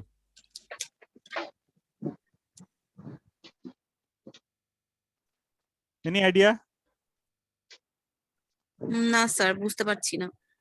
ঘটনা হচ্ছে ক্রোনেনবার্গের নোবেল পুরস্কার পাওয়া ঠিক ছিল, হ্যাঁ, উনি ডিএনএ পলিমারেজ 1 আইডেন্টিফাই করছিলেন, কিন্তু সেলে ও আরো আচ্ছা, ডিএনএ পলিমারেজ থাকে, হ্যাঁ অনেক টাইপ থাকে। ঠিক আছে, একটা না হলে আরেকটা দিয়ে কাজ চালিয়ে নিতে পারে বুঝতে cell। পেরেছি স্যার, হ্যাঁ হ্যাঁ। জিনিসটা কি বোঝা গেছে? হ্যাঁ জি স্যার, হ্যাঁ। হ্যাঁ, আচ্ছা আচ্ছা ঠিক আছে। এখন আহ, এই যে সেল সাইকেল এর খেয়াল করেন, রেপ্লিকেশনের স্পিড এটা লিডিং স্ট্র্যান্ড ল্যাগিং স্ট্র্যান্ডে একটু ভ্যারি করবে, বিভিন্ন লোকেশনে ভ্যারি করবে, ডিএনএ মিথাইলেশন থাকলে একরকম হবে, আনমিথাইলেটেড থাকলে মানে বিভিন্ন রকম ভেরিয়েশন আছে রেপ্লিকেশনের স্পিড, কিন্তু এভারেজ ফ্ল্যাট রেট যদি বলি তাহলে বলা যায় 2000 নিউক্লিওটাইড পার সেকেন্ড এই রেটে রেপ্লিকেশন আগায়, ঠিক আছে। চিন্তা করেন তো, প্রতি সেকেন্ডে 2000টা করে নিউক্লিওটাইড বসে, 2000টা করে, ঠিক আছে। এক এই যে 1 সেকেন্ড হয়ে গেল, এর মধ্যে আমার আপনার শরীরে 2000 নিউক্লিওটাইড বসে গেছে কোনো জায়গায়, বিভিন্ন সেলের মধ্যে, ঠিক আছে। তাহলে আহ পুরা জেনোম আমাদের হচ্ছে গিয়ে 3 × 10⁹ বেস পেয়ার আছে। এখন দুইটা স্ট্র্যান্ড যেহেতু একই সাথে প্যারালালি রেপ্লিকেট করে, সেজন্য এটা 2 দিয়ে গুণ করতেছি না, ঠিক আছে। কারণ নিউক্লিওটাইডের সংখ্যা হচ্ছে ডাবল, 3 × 10⁹, এটা তো বেস পেয়ারের সংখ্যা, পেয়ারের সংখ্যা হচ্ছে এত। তাহলে এবারে যদি ধরি তাহলে দেখা যায় হোল জেনোম রেপ্লিকেশন হইতে 17 দিন সময় লাগার কথা, 17 দিন, কিন্তু হোল যে জেনোম রেপ্লিকেশন একটা সেলের পুরা জেনোম, একটা সেলের পুরা জেনোম রেপ্লিকেশন হয় এস ফেজে। এস ফেজ এভারেজ কত সময় লাগে বলেন? 8 আওয়ার্স। 8 আওয়ার্স, ঠিক আছে। তাহলে 17 দিনের কাজ 8 ঘন্টায় কিভাবে করে?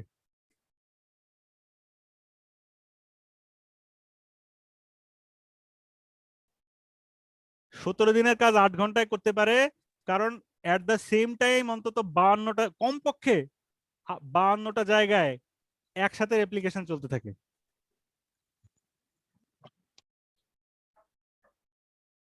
বোঝা গেছে কথা, জিনিসটা? জি স্যার। জি হ্যাঁ, অ্যাকচুয়ালি তার থেকে বেশি হবে। আচ্ছা, এখন পর্যন্ত যে ডিসকাস করছি বুঝতে অসুবিধা হচ্ছে বা ঝামেলা লাগছে কোথাও? কেউ না বললে তো বুঝিও না। হ্যাঁ হ্যাঁ স্যার, বুঝতে পারছি। আচ্ছা, খুব বেশি হাই লেভেলের টপিক হয়ে যাচ্ছে? হ্যাঁ হ্যাঁ স্যার। আচ্ছা, এবার আসি সেই মিসম্যাচ রিপেয়ারের ক্ষেত্রে। এতক্ষণ পর্যন্ত রেপ্লিকেশন বলছি, এখন বাকি সময়টুকু আর কিছু স্লাইড আছে, এখানে আমরা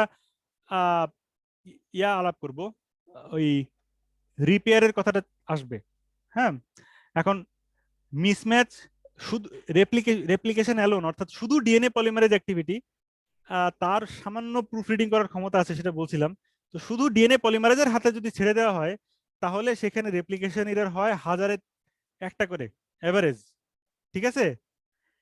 এখন মানে এর যে ভুল বলেছি, এক্সোনিউক্লিয়াস অ্যাক্টিভিটিটাকে বিবেচনায় না নিয়ে শুধু যদি মনে করি যে ডিএনএ পলিমারেজ খালি বেস বসাই যাচ্ছে, সে আর ব্যাক গিয়ারে যায় না, এমনি বসাই যাচ্ছে, শুধু এই কাজটুকু করছে, তাহলে 1000-এ একটা করে হচ্ছে সে ভুল করে বেস বসাইতে। যদি এক্সোনিউক্লিয়াস অ্যাক্টিভিটি, যেটা প্রান্তের একটা ডিএনএ ব্যাক গিয়ারে যে আবার আউট করে দেয়, সেই অ্যাক্টিভিটিটাকে যদি বিবেচনায় নেওয়া হয় তখন মিসম্যাচ আর কি হওয়ার প্রবাবিলিটি আরো কমে যায়, সেটা 10⁻⁵ to 10⁻⁶। তার মানে হচ্ছে 1 লক্ষ থেকে 10 লক্ষ বেজের মধ্যে একটা বেজে এরর হয় সেই ক্ষেত্রে। তারপর মিসম্যাচ রিপেয়ার সিস্টেম আছে, সেটা এর থেকে আলাদা, এক্সোনিউক্লিয়াস অ্যাক্টিভিটি থেকে আলাদা, ডিফারেন্ট একটা সিস্টেম, এর সাথে সাথে কাজ করে, কিন্তু সেটা ডিএনএ পলিমারেজ এনজাইম না, অন্য এনজাইম এবং অন্য প্রোটিন গুলো প্যারালালি কাজ করে। সেই সিস্টেমটাকে যদি বিবেচনায় নেওয়া হয় তাহলে মিসম্যাচ হওয়ার প্রবাবিলিটি কমে 10⁻⁸ থেকে 10⁻⁹, ঠিক আছে। মানে 10 থেকে 100 কোটিতে হচ্ছে একটা হচ্ছে বেজ, 10 কোটি, ভুল হতে 10 থেকে, পারে। হ্যাঁ 10 থেকে 100 কোটিতে একটা ইয়ে হতে পারে। হ্যাঁ 10 থেকে 100 কোটিতে একটা ভুল হতে পারে, ঠিক আছে। এখন পুরা human genome coding non coding হাবিজাবি ভালো পচা মন্দ সব মিলায় টোটাল হিউম্যান জিনোম হচ্ছে 3 × 10⁹ বেস পেয়ার, ঠিক আছে। তো তার মানে যদি আমি একটা স্ট্যান্ডার্ড কথা মানে চিন্তা করি, তাহলে সেখানে হচ্ছে পার সেল ডিভিশনে 3 থেকে 30টা মিস্টেক পার সেল ডিভিশনে হয়, ঠিক আছে, জি স্যার। হ্যাঁ, একটা স্ট্র্যান্ডের ক্ষেত্রে।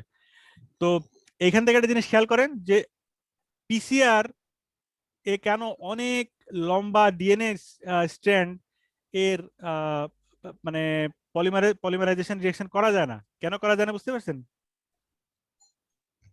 হোল জিনোম, মনে করেন আপনি হিউম্যানের হোল জিনোম এক মানে এক রাউন্ডের ভিতরে আপনি পিসিআর এ মানে কপি করে ফেলবেন, সেটা করতে গেলে ঝামেলা কি বলেন তো?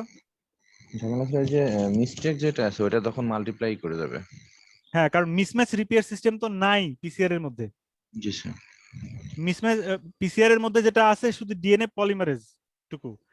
হ্যাঁ, তো ডিএনএ পলিমারেজ, তাও ওখানে যে ডিএনএ পলিমারেজ ইউজ করা হয় সেটা হিট স্টেবল হওয়া লাগে, যেই কারণে ওর এক্সোনিউক্লিক অ্যাক্টিভিটিও অত বেশি ভালো না। ও শুধু ভালো করে রেপ্লিকেশন করতে পারে এবং উচ্চ তাপমাত্রায় নিম্ন তাপমাত্রায় হচ্ছে স্টেবল থাকতে পারে, নষ্ট হয়ে যায় না। এই কাজ করতে যে তার ইরর রেট অনেক বেশি, ধরেন 1000-এ একটা বা 10,000-এ একটা এরকম হয় আর কি। সুতরাং পিসিআর দিয়ে খুব লম্বা রেপ্লিকেশন আপনি চালাতে পারবেন না। ঠিক আছে, জিনিসটা কি বুঝাতে পারছি? হ্যাঁ জি স্যার। হ্যাঁ, আচ্ছা। এখন দেখা যায় যে কি কি ধরনের ইরর ডিএনএ রেপ্লিকেশনের মধ্যে হয়। স্পন্টেনিয়াস মিউটেশন হতে পারে বিভিন্ন কারণে, যেমন দুইটা এক্সাম্পল এখানে দেওয়া আছে। একটা হচ্ছে ডিপিউরিনেশন।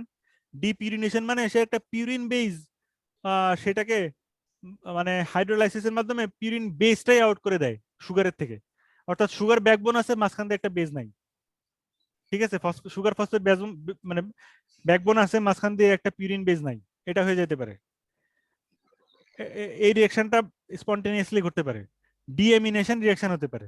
ডিএমিনেশন রিঅ্যাকশনটা হচ্ছে একটা অ্যামিন গ্রুপ বের করে দেয়, অ্যামিন আউট করে দেওয়া এবং সেখানে একটা পানি অ্যাড করে দেওয়া।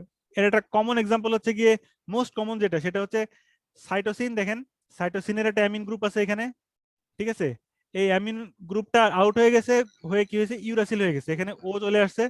আর এই যে পানির থেকে প্রোটন নিয়ে, এই যে এখানে শুধু একটা নাইট্রোজেন ছিল, এখানে এনএইচ হয়ে গেছে। ঠিক আছে, খেয়াল করছেন? হ্যাঁ, দেখছেন জিনিসটা? আচ্ছা, হ্যাঁ, তাহলে সাইটোসিন থেকে ইউরাসিল হয়ে, এটা কমন। এখন এই ব্যাপারগুলো কিভাবে ডিএনএ হ্যান্ডেল করে, মানে মিসম্যাচ রিপেয়ার মেকানিজম কিভাবে হ্যান্ডেল করে, এটা হচ্ছে ডিএনএ রেপ্লিকেশন হওয়ার সময় যদি ওল্ড স্ট্যান্ডে একটা ইউরাসিল থাকে, তাহলে নতুন স্ট্যান্ডে সেখানে তেমন কোনো ঝামেলা হয় না, ইউরাসিলের সাথে সে অ্যাডেনিনই বসে যায়। বুঝতে পারছেন? হ্যাঁ, আর আরেকটা স্ট্যান্ড যেটা গুয়ানিন, ওটা তো ঠিক আছে, তাহলে গুয়ানিনের এগেইনস্টে সাইটোসিন বসবে। তাহলে নতুন স্ট্যান্ড সিনথেসিস হওয়ার পরে ঝামেলাটা কোথায় হলো? এই এইটাতে একটাতে ঝামেলা থেকে যাচ্ছে, এখানে একটা ইউরাসিল রয়ে গেছে। ঠিক আছে, এখন ইউরাসিলকে আইডেন্টিফাই করে সেটাকে আউট করে সেই জায়গায় একটা থাইমিন বসানোর জন্য হচ্ছে ইউডিজি নামে একটা সিস্টেম, মানে আলাদা একটা এনজাইম সিস্টেম আছে, সেই কাজটা করে। বুঝতে পারছেন? হ্যাঁ, আচ্ছা। এখন ডিএনএ তে ইউরাসিল থাকলে সমস্যা কি ছিল বলেন তো? স্যার এটা তো ওই ডিএনএ এর যে বেস পেয়ার গুলো সেটার মধ্যে নাই। প্রশ্ন তো এটাই, প্রশ্ন তো ওটাই, নাই কেন?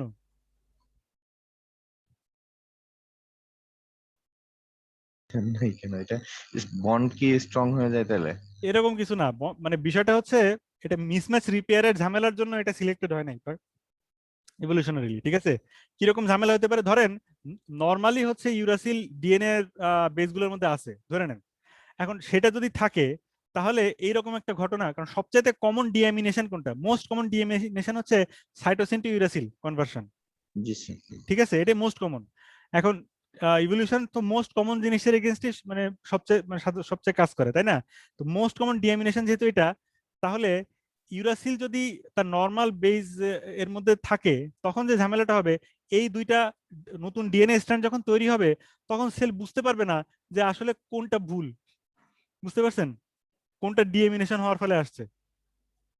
আর নর্মাল একটা ইউরাসিল ধরেন পাশে আছে, ঠিক আছে, ইউরাসিল যদি ডিএনএ নর্মাল পার্ট হতো, তাহলে এইখানেও একটা ইউরাসিল আছে যেটা সাইটোসিনের ডিএমিনেশন হয়ে তৈরি হয়েছে, আর একটা ইউরাসিল এমনিই আছে নর্মাল যদি থাকে, তাহলে সেই ক্ষেত্রে তাহলে ওই সেল কি করে বুঝবে যে কোনটা সাইটোসিনের ডিএমিনেশন হয়ে ইউরাসিলে নতুন স্ট্যান্ড এখন ভালো মানুষের মতো বসে আছে, আর কোনটা অরিজিনালি ইউরাসিলই ছিল এখন ইউরাসিলই আছে? ঠিক আছে? হ্যাঁ এটা একটা সমস্যা হতো। হ্যাঁ, তা জিনিসটা কি বুঝাতে পারছি? জি স্যার। হ্যাঁ, ক্লিয়ার হচ্ছে জিনিসটা?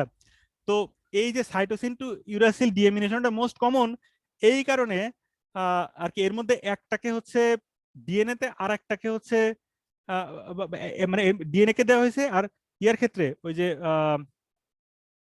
আরএনএ তে যেটা আহ, মানে ইউরাসিল আছে আর হচ্ছে ডিএনএ তে এটা হচ্ছে গিয়ে ইউরাসিলের জায়গায় আছে হচ্ছে থাইমিন। ঠিক আছে, ডিএনএ তে, যাতে এই কনফিউশনটা না হয়। আর আরএনএ হচ্ছে একটু ইরর প্রোন হয়ই, আরএনএ তে ইরর একটু হয়েই থাকে, কারণ আরএনএ এর পলিমারেজের মধ্যে এত প্রুফ রিডিং অ্যাক্টিভিটি নাই। ঠিক আছে, এই যে ডিএনএ এর সিস্টেম যে আলাদাভাবে ইভলভ করেছে আরএনএ এর পরে, এটার একটা ইম্পর্টেন্ট কারণ ছিল যে লাইফ যখন একটু কমপ্লেক্স হয়ে যাচ্ছে তখন ইরর গুলোর মানে মূল্য মারাত্মক। কিন্তু একদম প্রাথমিক অবস্থায়, একদম প্রোটোসেল অবস্থায়, জীবনের শুরুতে, তখন ভুলভাল হওয়াটা একটু ভালো, কারণ নানান রকম পারমুটেশন কম্বিনেশন হয়ে ট্রায়াল অ্যান্ড এরর হয়ে কোনটা লাইফের জন্য সুইটেবল সেটা সিলেক্টেড হতে সুবিধা, এবং সেটাই হয়েছে। ঠিক আছে, এই জন্য লাইফটা শুরু হয়েছে আরএনএ দিয়ে, কিন্তু কমপ্লেক্স যত হয়েছে তত আরএনএ এর কাজ কিছু কিছু ডিএনএ নিয়ে নিছে। জি প্রুফ রিডিং তার মধ্যে একটা। আরএনএ প্রুফ রিডিং এর এত মানে ঝামেলা নাই। ঠিক আছে, আরএনএ তে ইরর রেট একটু বেশিই থাকে। ঠিক আছে, এবং যে Yes. এবং মানে আরএনএ তৈরি হওয়ার সময় ডিএনএ এর পুরা সেগমেন্ট ধরে যে তৈরি হয়ে যাচ্ছে না, এর একটা বড় কারণ হচ্ছে ওর থেকে বেশি মানে করতে গেলে অনেক ইরর জমা হবে, কারণ ট্রান্সক্রিপশনের সময় কোনো প্রুফ রিডিং অ্যাক্টিভিটি নাই। জি স্যার। ঠিক আছে, যে কারণে হুম। একবারে ছোট ছোট জিনিসকে আনতে পারে। একদম প্রথম দিকে লাইফ যখন ইভলভ করছে তখন এমআরএনএ বা আরএনএ এর সাইজ যেরকম, ওই জিনোমের সাইজ ওর থেকে বড় ছিল না, ছোট ছোট আরএনএ ফ্র্যাগমেন্ট দিয়ে লাইফ হয়ে যাচ্ছিল, সিম্পল লাইফ। ঠিক আছে, এখন অনেকগুলো সিম্পল জিনিস, অনেকগুলো জিন যুক্ত হয়ে যখন বড় সিস্টেম ডেভেলপ করা শুরু করে, তখন শুধুমাত্র আরএনএ নির্ভর সিস্টেম দিয়ে হচ্ছিল না, কারণ প্রচুর ইরর হয়ে যাচ্ছিল। তখন তারাই টিকে গেল যারা আরেকটু স্টেবল সিস্টেম ইভলভ করতে পারলো, সেটা হচ্ছে ডিএনএ। আমি কি জিনিসটা বুঝাইতে পারছি এখন কথাটা? জি হ্যাঁ স্যার। হ্যাঁ, তাহলে লাইফের শুরুতে সিম্পল লাইফের জন্য আরএনএ রেপ্লিকেশন ইরর ওকে, সমস্যা নাই, বরং ভালো। কিন্তু কমপ্লিকেটেড আর কি লাইফ, হাজার হাজার জিন, সেই জায়গায় আপনি সব কাজ আরএনএ দিয়ে চালাতে গেলে সব ডুপ্লেট পাকা যাবে এবং সেটা টিকবে না। ঠিক আছে, আচ্ছা, এখনো তো ভাইরাসের মধ্যে আমরা পাই আরএনএ ভাইরাস, তাই না? হ্যাঁ জি স্যার। হ্যাঁ, আচ্ছা, তো যাই হোক, এছাড়াও আরো একটা ইম্পর্টেন্ট মেকানিজম আছে। যদি কোথাও ইরর থাকে তাহলে তাহলে সেল এর বুঝার আরেকটা মেকানিজম আছে যে আসলে কোথায় ভুল হয়েছে। একটা ওটা তো বললাম কমন ডিএমিনেশনের ক্ষেত্রে, এখন আনকমন কিছু কিছু ডিএমিনেশন বা কিছু কিছু ইভেন্ট আছে, যে ইভেন্টগুলোর ক্ষেত্রে সেলকে আইডেন্টিফাই করতে হয় যে এই দুইটা স্ট্র্যান্ডের মধ্যে কোনটা অরিজিনাল বা টেমপ্লেট ছিল আর কোনটা নতুন স্ট্র্যান্ড। ঠিক আছে, সেইটা বুঝে তারপরে কারেকশন করতে হয়, কারণ দুইটা স্ট্যান্ড মিসম্যাচ হচ্ছে। এখন মিসম্যাচ হচ্ছে তার মানে কি, দুইটা স্ট্যান্ডের মধ্যে কোনো একটা অরিজিনাল আর সেইটা দেখে কপি করতে যে আর একটাতে ভুল হয়েছে। এখন কোনটা অরিজিনাল আর কোনটা নিউ সিনথেসিস হয়ে যাওয়ার পরে সেটা বলা তো খুব মুশকিল, নাকি? হ্যাঁ, জিনিসটা কি বুঝাতে পারছি? জি স্যার। হ্যাঁ, তাহলে সেইটা বোঝার জন্য আরেকটা মেকানিজম আছে, সেটা অনেক আগে থেকেই জীবজগৎ আছে, ইভেন ব্যাকটেরিয়াতেও পাওয়া যায়। সেটা হচ্ছে কি ডিএনএ মিথাইলেশন। হ্যাঁ, ডিএনএ মিথাইলেশনটা খুব আস্তে আস্তে হচ্ছে, মিথাইলেশন রিয়াকশনটা অনেক স্লো। ঠিক আছে, মিথাইলেশন রিয়াকশনটা স্লো হলে কি হবে, স্লো হয়ে মানে স্লো, এবং সেটা রেপ্লিকেশন হওয়ার পরেই শুরু হতে পারে। ঠিক আছে, রেপ্লিকেশনের সাথে সাথে না। এখন রেপ্লিকেশনটা ফাস্ট, মিথাইলেশন স্লো, তাহলে কি হয়, যেটা ওল্ড স্ট্র্যান্ড টেমপ্লেট স্ট্র্যান্ড সেটা অনেকখানি মিথাইলেটেড হয়ে যায়, আর যেটা নিউ স্ট্র্যান্ড মাত্র বসছে যে ডিএনএটা, যে নিউক্লিওটাইড গুলো, সেইগুলোতে মিথাইলেশনটা ততদূর পর্যন্ত আগায় নাই, যেহেতু এই রিঅ্যাকশনটা স্লো কম্পেয়ার টু রেপ্লিকেশন। আমি কি জিনিসটা বুঝাতে পারছি? হ্যাঁ জি স্যার। হ্যাঁ, বোঝা গেছে কিনা দুইটা স্ট্যান্ডের মধ্যে? তাহলে ওল্ড স্ট্যান্ডে বেশি মিথাইলেটেড থাকবে নাকি নিউ স্ট্যান্ডে বেশি মিথাইলেশন থাকবে? ওল্ড স্ট্র্যান্ডে বেশি থাকবে। হ্যাঁ, তাহলে এই মিসম্যাচ রিপেয়ার মেকানিজম এই আরেকটা এইভাবেও আইডেন্টিফাই করতে পারে কোনটা অরিজিনাল আর কোনটা নকল। ঠিক আছে, সেইভাবে সে রিপেয়ার করে। এখন এখন যেটা নিউ স্ট্যান্ড আছে, পরের সেল সাইকেল আস্তে আস্তে সে ওল্ড হয়ে যাবে, ততক্ষণে সেটাও মিথাইলেটেড হয়ে যাবে, যেহেতু এই রিঅ্যাকশনটা স্লোলি আগায়। বুঝতে পারছেন জিনিসটা? হ্যাঁ হ্যাঁ আচ্ছা, এখন আপনার হচ্ছে গিয়ে সেই কথাটা আসতেছে ওই যে আহ, কি বলতেছিলেন, ওই যে মাইক্রো স্যাটেলাইট ইনস্টেবিলিটি। ঠিক আছে, তো মাইক্রো স্যাটেলাইট ইনস্টেবিলিটি কোশ্চেনটা জিনিসটা কি যে প্রশ্ন করছিলেন, মানে আপনি মাইক্রো স্যাটেলাইট ইনস্টেবিলিটি সম্পর্কে কি সেটা না, কি জানেন সেটা বলেন। ঠিক আছে, আমরা আমাদের আলোচনার মোটামুটি শেষ পর্যায়ে চলে আসছি।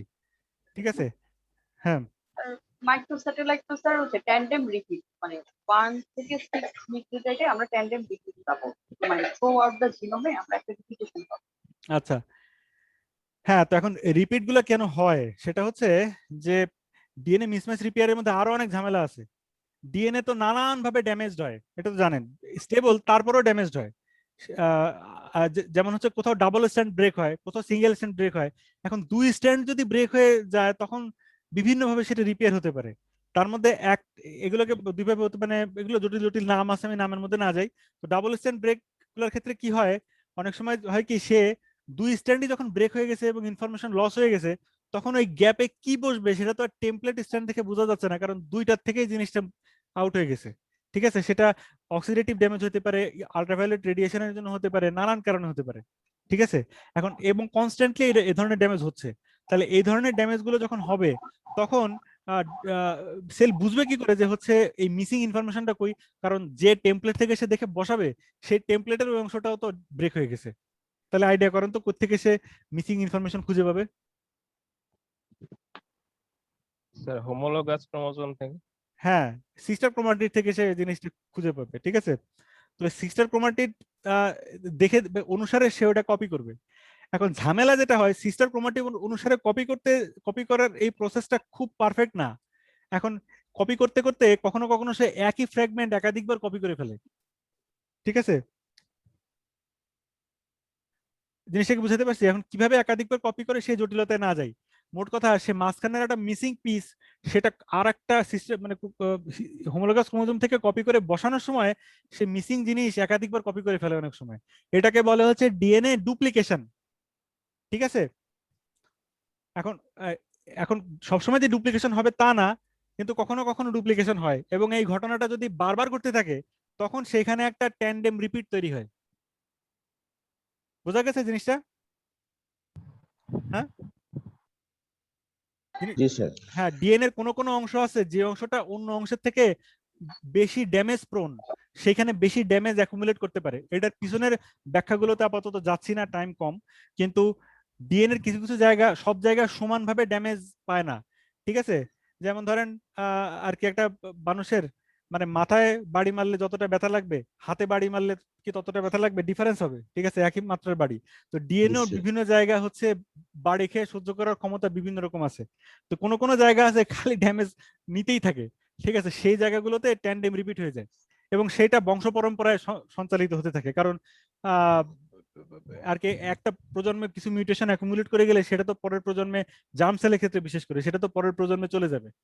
ঠিক আছে, তো এই ব্যাপারটা মানে কোন কোন স্পেসিফিক রিজিয়নে এটা বেশি বেশি দেখা যায়। হ্যাঁ, এখন এই বেশি বেশি দেখারও একটা ফিজিওলজিক্যাল লিমিট আছে। ঠিক আছে, তো এখন এইগুলাকে বলা হয় হচ্ছে এই যে ট্যান্ডেম রিপিট, এবং ট্যান্ডেম রিপিটের শর্ট ট্যান্ডেম নাকি লং ট্যান্ডেম রিপিট, এরকম নানান রকম নাম আছে। মোট কথা এগুলো সব একসাথে, এগুলোর নাম হচ্ছে স্যাটেলাইট ডিএনএ। ঠিক আছে, বুঝতে পারছেন জিনিসটা? এখন স্যাটেলাইট ডিএনএ বারবার ড্যামেজ হইলেও তার একটা ফিজিওলজিক্যাল লিমিট আছে যে কতবার পর্যন্ত হয়।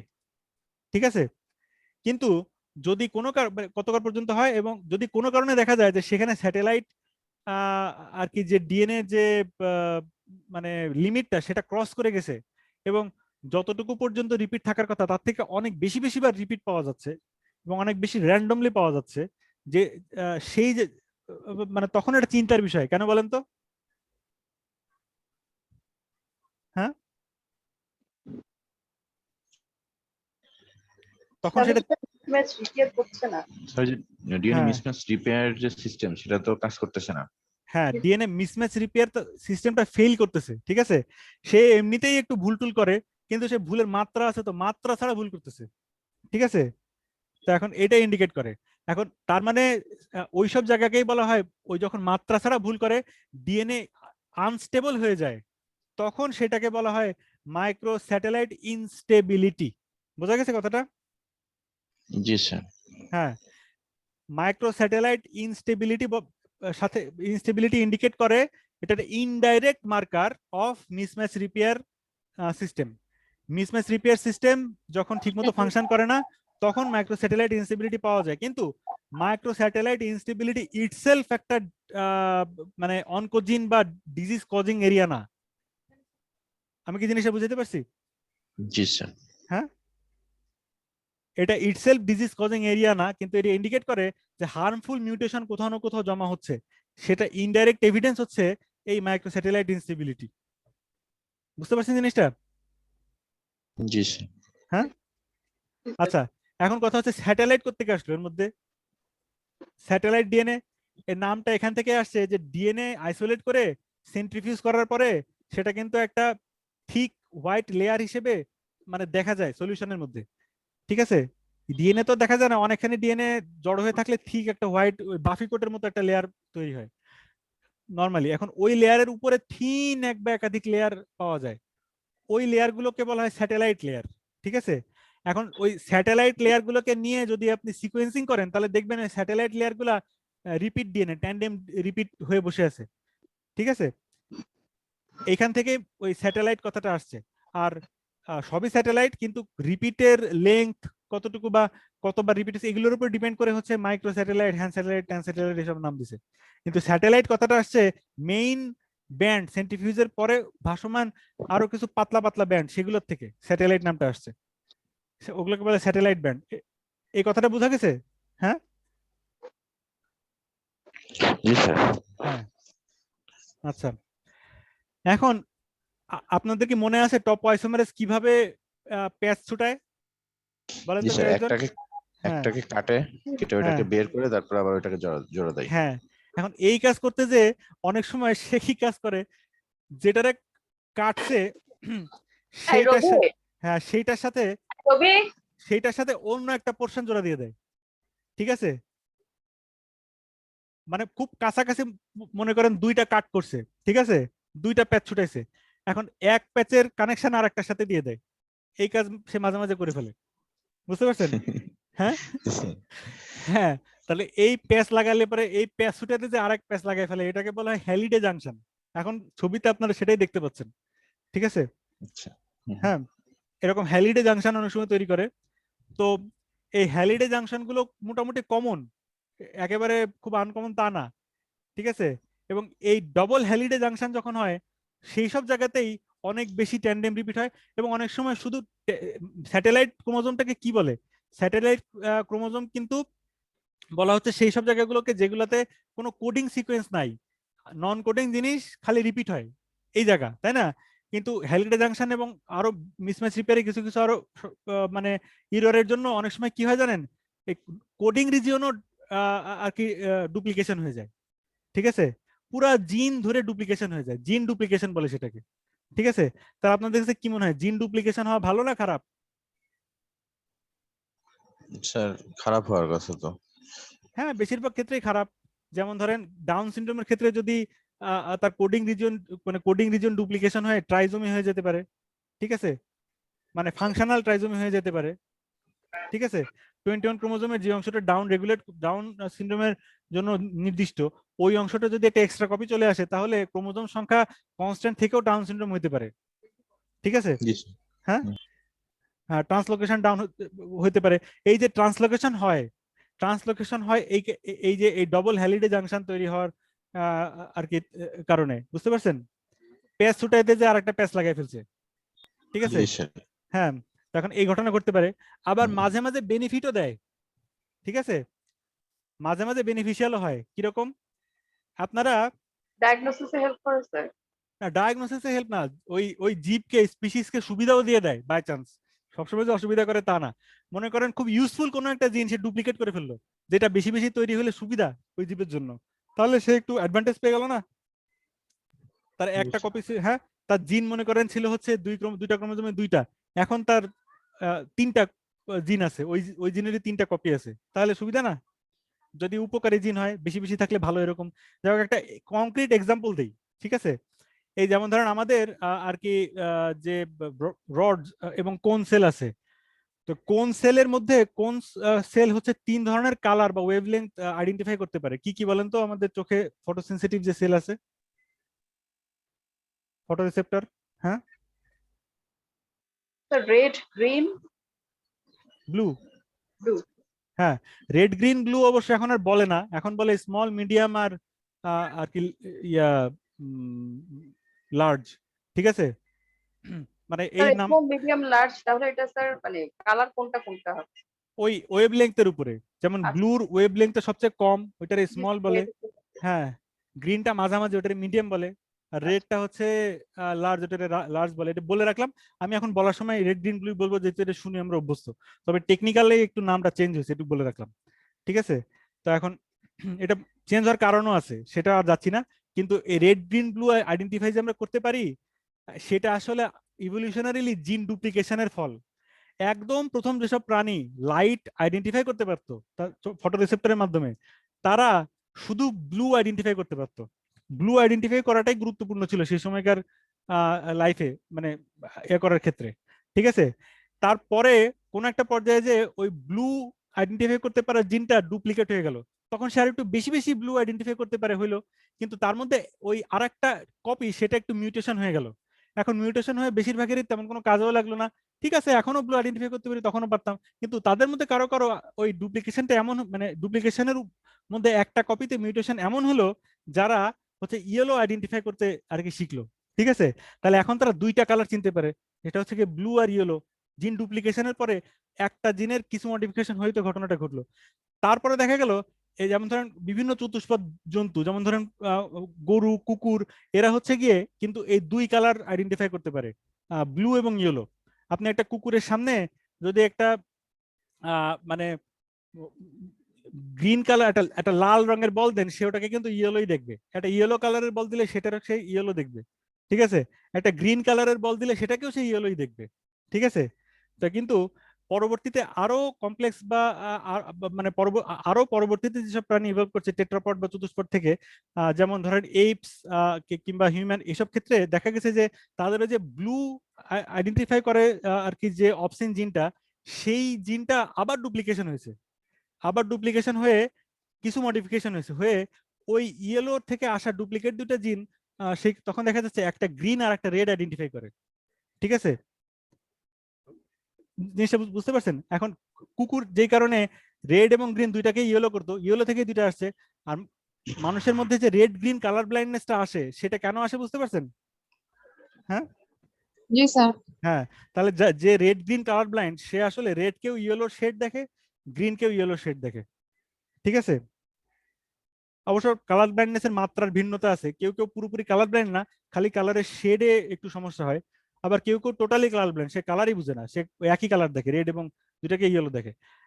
ইদানিং কিছু কিছু মানুষের মধ্যে দেখা যাচ্ছে এইটারও ডুপ্লিকেশন হয়েছে, হয়ে তারা আর একটা ফোর্থ একটা অপসিন জিন তাদের মধ্যে আছে, তারা নাকি সাধারণ মানুষের থেকে অনেক বেশি কালার দেখে। কি কালার এটা আমরা চিন্তাও করতে পারবো না, তাদেরকে বলা হয় টেট্রাক্রোমাট।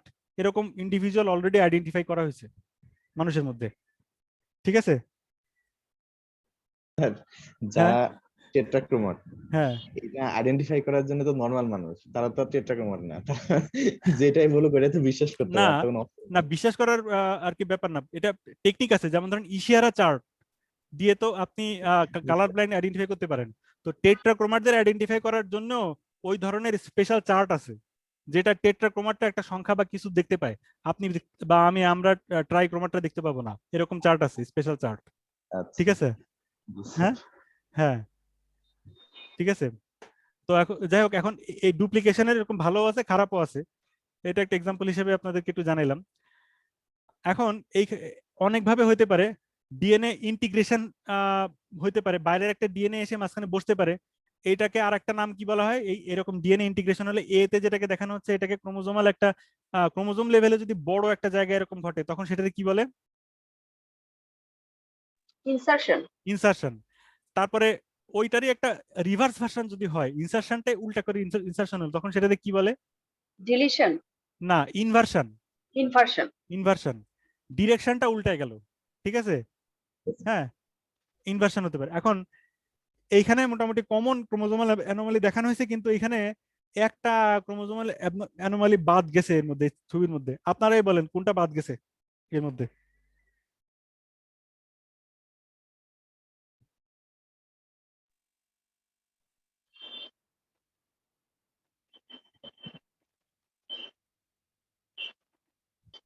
স্যার ইনসারশন বাদ গেছে স্যার। হ্যাঁ, ইনসারশনটা নাই, রবিন্স থেকে নিছি, নেওয়ার পরে দেখলাম যে ইনসারশনটা দেয় না এর মধ্যে, সেজন্য আপনাদের কাছে জিজ্ঞাসা করলাম কোনটা মিসিং হয়েছে। ঠিক আছে, আচ্ছা, থ্যাংক ইউ। তাহলে এখানে ট্রান্সলোকেশন আছে। এই যে ট্রান্সলোকেশন যেটা ব্যালান্সড রেসিপ্রোকাল ট্রান্সলোকেশন, সেটার ক্ষেত্রে যেটা হয়, ক্রোমোজোমের কোনো অংশ মিসিং হয় না, পার্ট আদান প্রদান হয়। ওই যে হ্যালিডে জাংশন বা এসব কারণে, বা মিওসিসের সময় হতে পারে, নন ডিসজাংশন, বিভিন্ন কারণ, মানে বিভিন্ন ভাবে হতে পারে। মোট কথা ট্রান্সলোকেশনে কোনো মিসিং হচ্ছে না, জাস্ট পার্টটা এক্সচেঞ্জ হচ্ছে, সেটা হচ্ছে ব্যালান্সড রেসিপ্রোকাল। আর যে যে ক্ষেত্রে ট্রান্সলোকেশনে কোনো একটা পার্ট লস্ট বা মিসিং হচ্ছে, এবং মানে সমান সমান অংশের আদান প্রদান হচ্ছে না, সেসব ক্ষেত্রে যেটা হয়, একটা খুব লম্বা বড় ক্রোমোজোমের একটা পুষ্কু অংশ মিসিং হয়। এই ধরনের ট্রান্সলোকেশনকে বলে হচ্ছে রবার্টসনিয়ান ট্রান্সলোকেশন। তারপরে আইসোক্রোমোজোম হচ্ছে একটা ক্রোমোজোমের মানে ভাগ হওয়ার কথা কোন দিকে, দুইটা পার্টের মধ্যে long arm short arm, long arm short arm এভাবে যাওয়ার কথা না, কিন্তু তা না হয়ে যদি তার থেকে 90 ডিগ্রি অ্যাঙ্গেলে সেন্ট্রোমিয়ারটা ভাগ হয়, তখন একটা পার্টে চলে যায় দুইটাই লং আর্ম, আর একটা পার্টে দুইটাই শর্ট আর্ম চলে যায়, তখন সেটাকে বলে আইসোক্রোমোজোম। ঠিক আছে, ডিলিশন তো বুঝছেনই, মাঝখান থেকে ডিলিট হয়ে যাওয়া। ইনভার্সনও বলা হয়েছে, ইনভার্সনের প্যারাসেন্ট্রিক এবং পেরিসেন্ট্রিক। পেরিসেন্ট্রিক ইনভার্সন মানে সেন্ট্রোমিয়ার সহ ইনভার্ট হওয়া, আর প্যারাসেন্ট্রিক মানে কোনো একটা আর্মে হওয়া, মানে সেন্ট্রোমিয়ার সহ ইনভার্সন না হওয়া। রিং ক্রোমোজোম মানে হচ্ছে ক্রোমোজোম তো লিনিয়ার, কিন্তু সেটা দুই মাথা কিছুটা ডিলিট হয়ে লস হলো, আর একটু অংশ মুখোমুখি লেগে গেল, সেটা হচ্ছে কি রিং ক্রোমোজোম। ঠিক আছে, এটুকু পর্যন্ত বোঝা গেছে? জি স্যার। আচ্ছা, হ্যাঁ। এখন এই যে বিভিন্ন আর কি মিউটেশনাল চেঞ্জ গুলো আসছে, এই মিউটেশনাল চেঞ্জ গুলো মানে আপনি যদি হিসাব করতে বসেন, তাহলে বসে বসে আপনি এখান থেকে লাস্ট কমন অ্যানসেস্টর বের করতে পারবেন বিভিন্ন জীবের মধ্যে। ঠিক আছে, কার কতগুলো চেঞ্জ জমা হয়েছে, কারণ একটা প্রজন্মে একটা চেঞ্জ জমা হলে তার গ্যামেটে ওই চেঞ্জটা থাকলে পরের প্রজন্মে তো সেই আগের চেঞ্জ গুলো থাকবে, সাথে এডিশনাল চেঞ্জ এর সাথে যোগ হবে। এটা করতে করতে করতে করতে আগাবে। ঠিক আছে, কারণ একটা মানে মনে করেন আপনি টাইপ করতেছেন, আপনি টাইপ করতে করতে একটা জায়গায় হচ্ছে আপনি একটা ভুল করছেন, ঠিক আছে, এরর হয়েছে। এখন আপনি ওই কপি দেখে আবারও যদি টাইপ করতে যান, তাহলে সেইটার চান্স কতটুকু যে আপনার আগের ভুলটা আপনি মানে খেয়াল না করে র্যান্ডমলি ঠিক হয়ে যাবে, এটা হওয়ার সম্ভাবনা বেশি, নাকি আগের ভুলটা থেকে যাবে সাথে এডিশনাল ভুল করবেন সেটাও সম্ভাবনা বেশি? এডিশনাল ভুল হচ্ছে অনেক এটা ভুল হবে স্যার। হ্যাঁ, তার মানে একটা মিউটেশন আগের মিউটেশনকে অকেজো বা আনডু বা ঠিক করতে পারে না। ইউজুয়ালি যেটা হয়, আগের মিউটেশনের উপরে প্রত্যেক জেনারেশনে নতুন মিউটেশনরা অ্যাড হতে থাকে। ঠিক আছে, এবং এই মিউটেশন অ্যাড হওয়ার একটা মোটামুটি কনস্ট্যান্ট রেট আছে, নিয়ারলি কনস্ট্যান্ট রেট আছে, এবং সেটার উপর ভিত্তি করে বলা যায় কে কোন জীবের সাথে কিভাবে ছিল। ঠিক আছে, এখন যেমন ধরেন মানুষ, শিম্পাঞ্জি, গরিলা, ওরাংওটাং এরা সবই হচ্ছে ইভলিউশনারি রিলেটেড স্পিসিস, কিন্তু এটা বলা যাবে না যে হচ্ছে গিয়ে হিউম্যান আর কি শিম্পাঞ্জি থেকে আসছে, এটা বলা যাবে না। গরিলা শিম্পাঞ্জি থেকে হিউম্যান থেকে, মানে হিউম্যান থেকে গরিলা থেকে হিউম্যান আসছে, এইসব বলা যাবে না। আমরা এই জিনিসটা বলতেই পারি না। আমরা যেটা বলতে পারি সেটা হচ্ছে গিয়ে কোনো একটা পয়েন্টে হিউম্যান এবং শিম্পাঞ্জির একটা কমন অ্যানসেস্টর ছিল, সেই পয়েন্টটা হচ্ছে এইখানে, এখন থেকে 5 মিলিয়ন বছর আগে। ঠিক আছে, যে মাউস পয়েন্টারটা খেয়াল করেন, সেই কমন অ্যানসেস্টর কে ছিল সেটা মানে আরো গবেষণার বিষয়, কিন্তু আমরা হিউম্যান এবং শিম্পাঞ্জির ডিএনএ কম্পেয়ার করে বলতে পারছি যে না, এরা কমন একটা জায়গা ছিল, সেখান থেকে হিউম্যানে কিছু স্পেসিফিক টাইপের মিউটেশন জমা হয়েছে, শিম্পাঞ্জিতে কিছু আলাদা ধরনের মিউটেশন জমা হয়েছে, তার আগ পর্যন্ত মিউটেশন গুলা মিলে, সেই হিসেবে 5 মিলিয়ন বছর হয় অতগুলো মিউটেশন জমতে। তারপরে হিউম্যান এবং হচ্ছে এবং হচ্ছে কি এই যে এটা হচ্ছে হিউম্যান এর শিম্পাঞ্জির কমন আদি অ্যানসেস্টর, তার থেকে হচ্ছে কি গরিলার পার্থক্যটা কতটুকু আসছে, এই যে মোটামুটি 7.5 আর কি মিলিয়ন বছর আগে, এই পয়েন্টটা এখানে। তারপরে সবার সাথে কমন অ্যানসেস্টর কত, সেটা হচ্ছে প্রায় 15 মিলিয়ন বছর আগে। ঠিক আছে, তাহলে আমরা কখনোই বলতে পারি না যে হচ্ছে গিয়ে অমুক জীব থেকে তমুক জীব আসছে। আমরা শুধু বলতে পারি অমুক এবং তমুক জীবের ডিএনএ এর মধ্যে কম্পেয়ার করে বলা যায় যে তাদের মধ্যে একটা কমন অ্যানসেস্টর, যাদের মিউটেশন হিসাব করলে পিছাতে পিছাতে একটা পয়েন্টে যে মেলে, ওই সময় একটা কমন প্রজাতি ছিল, সেই প্রজাতির পরবর্তীতে ভাগ হয়েছে, এইটুকু বলা যায়। কিন্তু বর্তমানে যেসব প্রজাতি আছে আমরা বলতে পারি না যে এইটার থেকে ওইটা আসছে। আমি কি জিনিসটা বুঝাতে পারছি? এই কথা, হ্যাঁ হ্যাঁ। আচ্ছা, এখন এই কথাটা যেটা বললাম সেটা আমাদের ক্যান্সার জেনেটিক্স বা টিউমার প্রোগ্রেশন বুঝতে আর কি কাজে লাগবে। সেটা আমরা এখানে একটা ছোট্ট এক্সারসাইজ করি। এখানে মিউটেশনের নাম দেওয়া হয়েছে, ABCD দেওয়া হয়েছে, এগুলো অ্যাডেনিন, গুয়ানিন, সাইটোসিন বুঝাচ্ছে না। এই A মনে করেন একটা স্পেসিফিক ইনসারশন, C মনে করেন একটা ডিলিশন, F মনে করেন একটা পয়েন্ট মিউটেশন, মানে যত ধরনের মিউটেশন হতে পারে আমি বোঝানোর সুবিধার জন্য এইসব ABCD এইসব নাম দিছি। ঠিক আছে, এখন এই মিউটেশন গুলো বিভিন্ন জীবে পাওয়া যাচ্ছে। ঠিক আছে, এখন এখান থেকে যদি আমি বলি তাহলে একটা ট্রি, একটা এরকম কমন অ্যানসেস্টরের ডালপালা বানানোর চেষ্টা করি কে কার থেকে আসছে, তাহলে একদম প্রথম পজিশনে আমাকে কাকে নিতে হবে বলেন তো? এ এ কে নিতে হবে, এ, কারণ এ নামক মিউটেশনটা সবার মধ্যে আছে। ঠিক আছে, এ সবার কমন, তার মানে সবার আদি অ্যানসেস্টর যে ছিল তার মধ্যে এটা ছিল এ।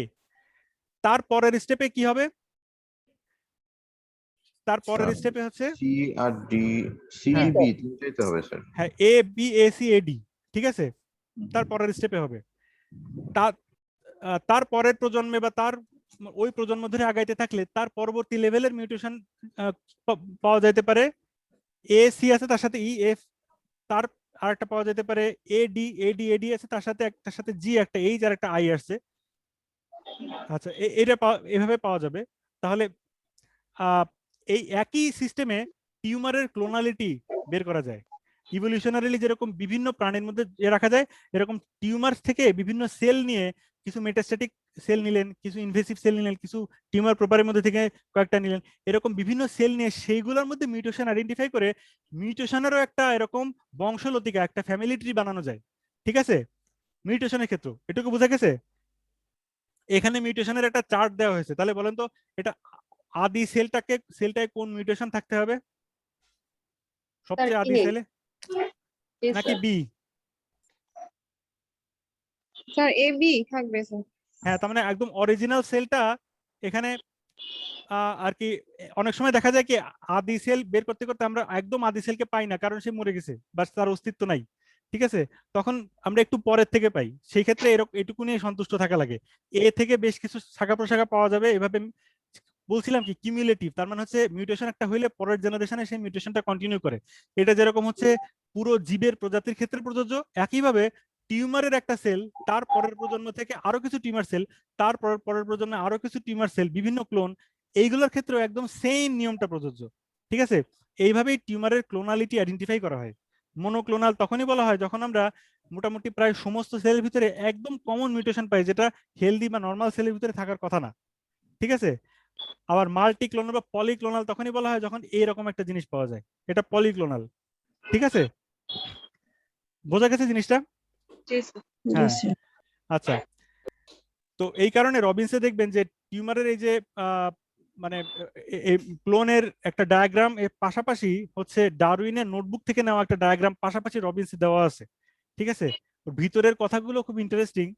এখন আমি পড়ার সময় পাচ্ছি না, পরে স্কিপ করবো, কিন্তু দুইটা পাশাপাশি দেওয়ার একটা কারণ আছে। বোঝা গেছে এখন জিনিসটা? আচ্ছা, ওকে। এখন পরবর্তী স্টেপে আমাদের হচ্ছে আর কি ভাইরাল, আমি আর 10 মিনিট টাইম নিব, এর মধ্যেই শেষ করে দিব আর কি, একটার মধ্যেই ক্লোজ করে দিব। ঠিক আছে, কারোর কোনো সমস্যা নেই তো 10 মিনিট আমি যদি নেই? না আচ্ছা, না স্যার। Thank you. তো এখন এই যে ভাইরাল ডিএনএ আর কি, এর ক্ষেত্রে কি হয়, ভাইরাল ডিএনএ গুলোর ভিতরে কারা তাদের জিনোম আমাদের হোস্ট ডিএনএ এর ভিতরে ইন্টিগ্রেট করে দিতে পারে। হোস্ট মনে করে এটা বুঝি তারই জিনোম, সে ওভাবেই করতে থাকে। কোন টাইপের ভাইরাস এটা মোস্ট কমনলি করতে পারে বলেন তো? স্যার টি2 ফাজ ডিএনএ ভাইরাস। না, কমন ফ্যামিলি বলেন। DNA virus. না, ডিএনএ ভাইরাস না, রেট্রো ভাইরাস এই কাজটা সবচেয়ে ভালোভাবে করে। ঠিক আছে, রেট্রো ভাইরাসের মধ্যে কি কি আছে? রেট্রো ভাইরাস ফ্যামিলির মধ্যে তারপরে স্যার এইচআইভি ভাইরাস আছে sir. HIV virus, human disease and হ্যাঁ, লিম্ফোট্রপিক ভাইরাস। রেট্রো ভাইরাস গুলো খুবই মানে অনেক দিন ধরে তারা এই কাজটা করে আসছে, কয়েক মানে বিলিয়ন বছরের অভিজ্ঞতা আছে তাদের এই কাজটা করার জন্য। ঠিক আছে, তো এখন এতে করে যেটা হয়েছে আমাদের সেলের মানে যদি পুরো সিকোয়েন্স করা হয় আমাদের বডিতে, তাহলে এই রেট্রোভাইরাল ডিএনএ আমাদের নন কোডিং সিকোয়েন্সগুলোর মাঝখানে অনেক পাওয়া যাবে। সেই ডিএনএ সেগুলো আর জিন হিসেবে ফাংশন করে না, কারণ সেগুলো জিনের মধ্যে কিছু কিছু মিউটেশন হয়ে অকজ হয়ে এখন নন কোডিং হয়ে বসে আছে। ঠিক আছে, কিন্তু আপনি হিউম্যান সেলটা নিয়ে যদি ওইসব জিনগুলোর সাথে একটা প্রোমোটার রিজন অ্যাড করে দেন, কিংবা যে একটা পয়েন্ট মিউটেশন মনে করেন মাঝখানে হয়েছে ওইটুকু যদি ঠিক করে দেন, তাহলে সে আবার ওই রেট্রোভাইরাসটা তৈরি করা শুরু করবে। এটা এক্সপেরিমেন্টালি করে দেখা গেছে। তার মানে এটা র্যান্ডম মিউটেশন না, এটা আসলে আমাদের বিশাল ইভলিউশনারি ইতিহাসে আমাদের সারা জিনোমের মধ্যে গাদা গাদা রেট্রোভাইরাস ভর্তি। এটা আমাদের বংশধর থেকে আমরা উত্তরাধিকার মানে হিসাবে উত্তরাধিকার সূত্রে আমরা পেয়েছি। ঠিক আছে, আমাদের মানে শুধু মানুষের না, প্রায় অনেক জীবেরই হচ্ছে দেখা যায় যে তাদের জিনোমের মধ্যে নন কোডিং অংশে প্রচুর পরিমাণে রেট্রোভাইরাসের জিন পাওয়া যায়, কিন্তু এখন সেগুলো কিছু কিছু মিউটেশন হয়ে ইনঅ্যাক্টিভ অবস্থায় আছে। ওটাকে ওই সামান্য মিউটেশনটুকু রিভার্স করে দিতে পারলে দেখা যায় যে সে ভাইরাস উৎপাদন করা শুরু করছে সেলটা। ঠিক আছে, এই জিনিসটা হচ্ছে গিয়ে ভাইরাল ডিএনএ ইন্টিগ্রেশন এর একটা পার্ট, এবং সেখানে সে আসলে আমাদের বডির ডিএনএ রিপেয়ার মেকানিজমটাকে কাজে লাগায়। এইটা হচ্ছে গিয়ে মজার ব্যাপার। আমাদের ডাবল স্ট্যান্ড ব্রেক হলে মাঝখানে রিপেয়ার করে না, ও ডাবল স্ট্যান্ড ব্রেক করে ওইখানে হচ্ছে গিয়ে ভাইরাসটা তার আরএনএ এর যে টেমপ্লেট সেটা ওখানে প্রেজেন্ট করে। এখন মিসম্যাচ রিপেয়ার মেকানিজম মনে করে কি, যা আর দূরে যাওয়ার দরকার কি, কাছেই তো একটা ডিএনএ, কাছেই তো একটা সিকোয়েন্স পাইছি, এইটাই বসাই দিই ওখানে। বুঝতে পারছেন জিনিসটা? হ্যাঁ জি স্যার। হ্যাঁ হ্যাঁ, এভাবে হয়ে যায়। তো এখন এইটা তো র্যান্ডমলি হয়, বিভিন্ন জায়গায় ডিএনএ ফ্র্যাগমেন্টের মধ্যে ছড়াই ছিটায় থাকে এই রেট্রোভাইরাসটা। তাহলে মনে করেন আমার আর আপনার রেট্রোভাইরাসের মধ্যে মানে পুরো জিনোম সিকোয়েন্স করে যদি স্পেসিফিক ক্রোমোজোমের স্পেসিফিক জায়গায় স্পেসিফিক টাইপ অফ রেট্রোভাইরাসের আপনার সাথে আমারটা যদি হুবহু মিলে যায়, তাহলে কি কি বুঝাবে এটা? মনে করেন আমার 100টা রেট্রোভাইরাল ইনসারশন আছে, আপনারও 100টা আছে, কিন্তু আমার 100টা রেট্রোভাইরাল ইনসারশন ক্রোমোজোমের যে জায়গায় যেভাবে আছে, মানে যে পজিশনে আছে, আপনারটাও সেই জায়গায় সেভাবে সেই পজিশনে আছে, সেই 100টার সাথে 100টা মিলল, তাহলে কি ইন্ডিকেট করবে এটা? Sir identical twin. হ্যাঁ, না, আইডেন্টিক্যাল টুইন না, এটা একই বংশধর, আমরা একই আর কি আদি মানে জেনারেশন সেম জীবের। স্যার। হ্যাঁ হ্যাঁ, আমাদের পূর্বসূরি সেম, এটা ইন্ডিকেট করবে। ঠিক আছে, আমাদের অ্যানসেস্টর সেম, কমন অ্যানসেস্টর ছিল, এটা ইন্ডিকেট করবে। তা না হলে এই আর কি রেট্রোভাইরাল ইনসারশন বা ভাইরাল ইনসারশন এটা এইভাবে মানে একদম হুবহু মিলে যাওয়ার কথা না, কারণ এক একজনের ভাইরাস ইনফেকশন এক এক ভাবে হবে। ঠিক আছে, আপনার বংশে একরকম হবে, আমার বংশে আরেক রকম হবে। যদি মিলে যায় তার মানে আলটিমেটলি আমার আর আপনার বংশ সেম, যদি আমি পিছনে যেতে থাকি। ঠিক আছে, যথেষ্ট পিছনে যাই আর কি, আমাদের 460 কোটি বছরের ইতিহাসে যদি আমরা আরো পিছনে যাই তাহলে। তো এখন এই সেম টেকনিক অ্যাপ্লাই করে দেখা গেছে যে হিউম্যান এবং শিম্পাঞ্জির ক্রোমোজোমের মধ্যে একটা না, দুইটা না, 100টা না, 200-র বেশি রেট্রোভাইরাল পজিশন একদম সেম খাপে খাপে মিলে যায়। ঠিক আছে, তো এখন এটা থেকে মানে এটাই ইন্ডিকেট করে যে হিউম্যান এবং শিম্পাঞ্জির আদি একটা বংশধর ছিল। কিন্তু এখান থেকে এটা বলা যায় না যে শিম্পাঞ্জি হিউম্যান থেকে আসে, এরকম কিছু মানে হিম্পাঞ্জি বা হিউম্যান থেকে শিম্পাঞ্জি বা শিম্পাঞ্জি থেকে হিউম্যান আসে, এরকম কিছু বলা যায় না। জাস্ট বলা যায় যে এদের দুজনের একই পূর্বপুরুষ ছিল, যেটা মিউটেশন এর মাধ্যমে দেখেও আমরা বুঝতে পারি, আবার রেট্রোভাইরাস ইনসারশন দিয়ে হিসাব করলেও একই রেজাল্ট আসে। ঠিক আছে, তো সে একই রেজাল্ট এখানে পাওয়া যায়। এখন এইটাকে কাজে লাগিয়ে আপনারা অনেক সময় দেখবেন যে হচ্ছে গিয়ে ডিএনএ ফিঙ্গারপ্রিন্টিং এর কথা বলা হয়। ডিএনএ ফিঙ্গারপ্রিন্টিং এ এই ধরনের কিছু মার্কার ইউজ করা হয়, যেটা ইউজ করে আপনি বলতে পারবেন যে হচ্ছে এই বংশে কোনো কমন ডিজিজ বা কমন চেঞ্জ এটা বংশ পরম্পরায় বাহিত হচ্ছে কিনা। জাস্ট দেখা হয় আর কি, যে কয়েকজন সাবজেক্ট আছে তাদের মধ্যে একই ক্রোমোজোমের একই লোকেশনে একই চেঞ্জ আসছে কিনা, বিশেষ করে নন কোডিং অংশে। কারণ কোডিং অংশে চেঞ্জ হলে তো বড় ধরনের সমস্যা হয়, সেজন্য ওইটা টেকে না। কিন্তু নন কোডিং অংশের জিনিসগুলো মিলানো হয় এইভাবেই। ডিএনএ ফিঙ্গারপ্রিন্টিং এবং ডিএনএ ফরেন্সিক অ্যানালিসিসের ক্ষেত্রে মানে দুইজনের ডিএনএ হুবহু প্রত্যেকটা পয়েন্ট মিলানো হয় না, আর কি 12-13টা মার্কার ইউজ করা হয়। সেটাই যথেষ্ট আর কি, কারণে 100-200 মার্কার ইউজ করা অনেক ব্যয়বহুল। 12-13 মার্কার ইউজ করলেই এটা আসলে মোটামুটি ডেফিনিটিভলি বলা যায়। ঠিক আছে, যদিও চাইলে শত শত মার্কার ইউজ করে কাজটা করা সম্ভব। জাস্ট ব্রিফলি আপনাদের ডিএনএ ফিঙ্গারপ্রিন্টিং এবং হচ্ছে আর কি কথা বললাম, জিন ট্রেকিংও মোটামুটি সেম, তবে এটা নোন ডিজিজ কজিং মিউটেশনের আশেপাশের চেঞ্জগুলোকে ট্র্যাক করা হয় এটার মাধ্যমে। ঠিক আছে, এই ব্যাপারগুলো জাস্ট আমি একটু টাচ করে দিলাম। এখন কারোর কোনো কোয়েরি আছে কিনা এই ব্যাপারে?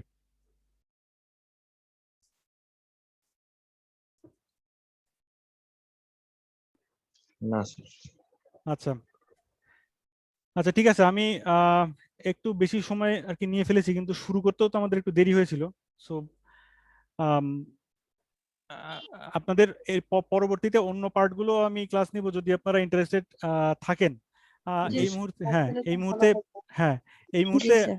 হ্যাঁ, আপনাদের যদি কারো কোনো কোয়েরি থাকে, আপনারা ক্লাসরুম অ্যাপে সেই কোয়েরিটা জানতে চাইতে পারেন। এইটার যে পোস্ট আছে তার নিচে, ওখানে দিলে চোখে পড়বে, মানে কমেন্ট হিসেবে। ঠিক আছে, স্যার কিন্তু হ্যাঁ স্যার বলেন। কিছু রেফারেন্স যদি বলতেন, রেফারেন্স বুক আমরা কোন জায়গা থেকে একটু হেল্প নিতে পারি। আচ্ছা, রেফারেন্স হিসেবে আমি যে বইটা সবচেয়ে বেশি ব্যবহার করি সেটা হচ্ছে অ্যালবার্টসের molecular biology of the cell. সেই বইটা, molecular biology of the cell, এই বইটা ক্লাসরুম অ্যাপের মধ্যে আপনার বুকস সেকশনের মধ্যে অলরেডি সেটা আপলোড করা আছে, সফট কপিটা। ঠিক আছে, জি স্যার। হ্যাঁ জি, অ্যালবার্টস, হ্যাঁ Alberts molecular biology of the cell, এটা অলরেডি আপলোড করা আছে। ঠিক আছে, আমি ওখান স্যার থেকে এটা মনে হয় আমাদের প্রথম দিকে ক্লাস দিয়েছেন তখন দিয়েছিলেন। হ্যাঁ, আমি প্রথমেই ওটা দিয়ে রেখেছি, কারণ আপনাদের কোনো না কোনো সময় যে কাজে লাগতে পারে এই জন্য। আর রবিনসের চ্যাপ্টারটা তো আসলে খুব সামারাইজড, ওখানে বেসিক প্রিন্সিপাল গুলো নাই। ওখানে ধরিয়ে নেওয়া হয়েছে আপনারা বেসিক প্রিন্সিপাল গুলো সব জেনে আসছেন, তারপর থেকে শুরু করা হয়েছে। সো রবিনস স্যার মানে আমরা একটু শুরু থেকে শুরু করলে ভালো হয়। আচ্ছা, আমি তো শুরু থেকেই করার চেষ্টা করছি, আমার কি আরো শুরুতে যাওয়ার দরকার আছে? না স্যার।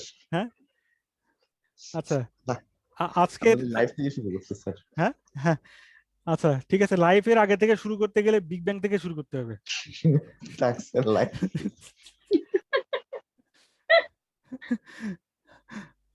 আচ্ছা ঠিক আছে, এখন এই যে আজকের ডিসকাশনের মধ্যে আপনারা টায়ার্ড হয়ে গেছেন, আমি সেটা বুঝতে পেরেছি, কিন্তু মানে ছুটির দিনগুলোতে ছাড়া আসলে করা একটু মুশকিল হয়ে যায় অন্যান্য না স্যার, ঠিক দিনগুলোতে। আছে স্যার, হ্যাঁ স্যার এভাবে ঠিক- ফাঁকে ফাঁকে নেওয়া লাগবে স্যার, ঠিক আছে। হ্যাঁ, কিন্তু আপনাদের কনসেপশনটা আমি দিতে পারছি কিনা কিছুটা, আপনারা যে যেগুলো পড়েন। আজকে আমি এপিজেনেটিক্সটা একদমই টাচ করতে পারিনি, এটা নিয়ে শুধু এপিজেনেটিক্স নিয়ে আর একদিন আর একটা ক্লাস নিতে হবে। ঠিক আছে, সেই জন্য আলাদাভাবে রাখছি আর কি, আগে জেনেটিক্সটুকু শেষ হোক। হ্যাঁ, তখন বেশ আপনাদের কিছু জিনিস ক্লিয়ার হয়েছে স্যার আগের চেয়ে।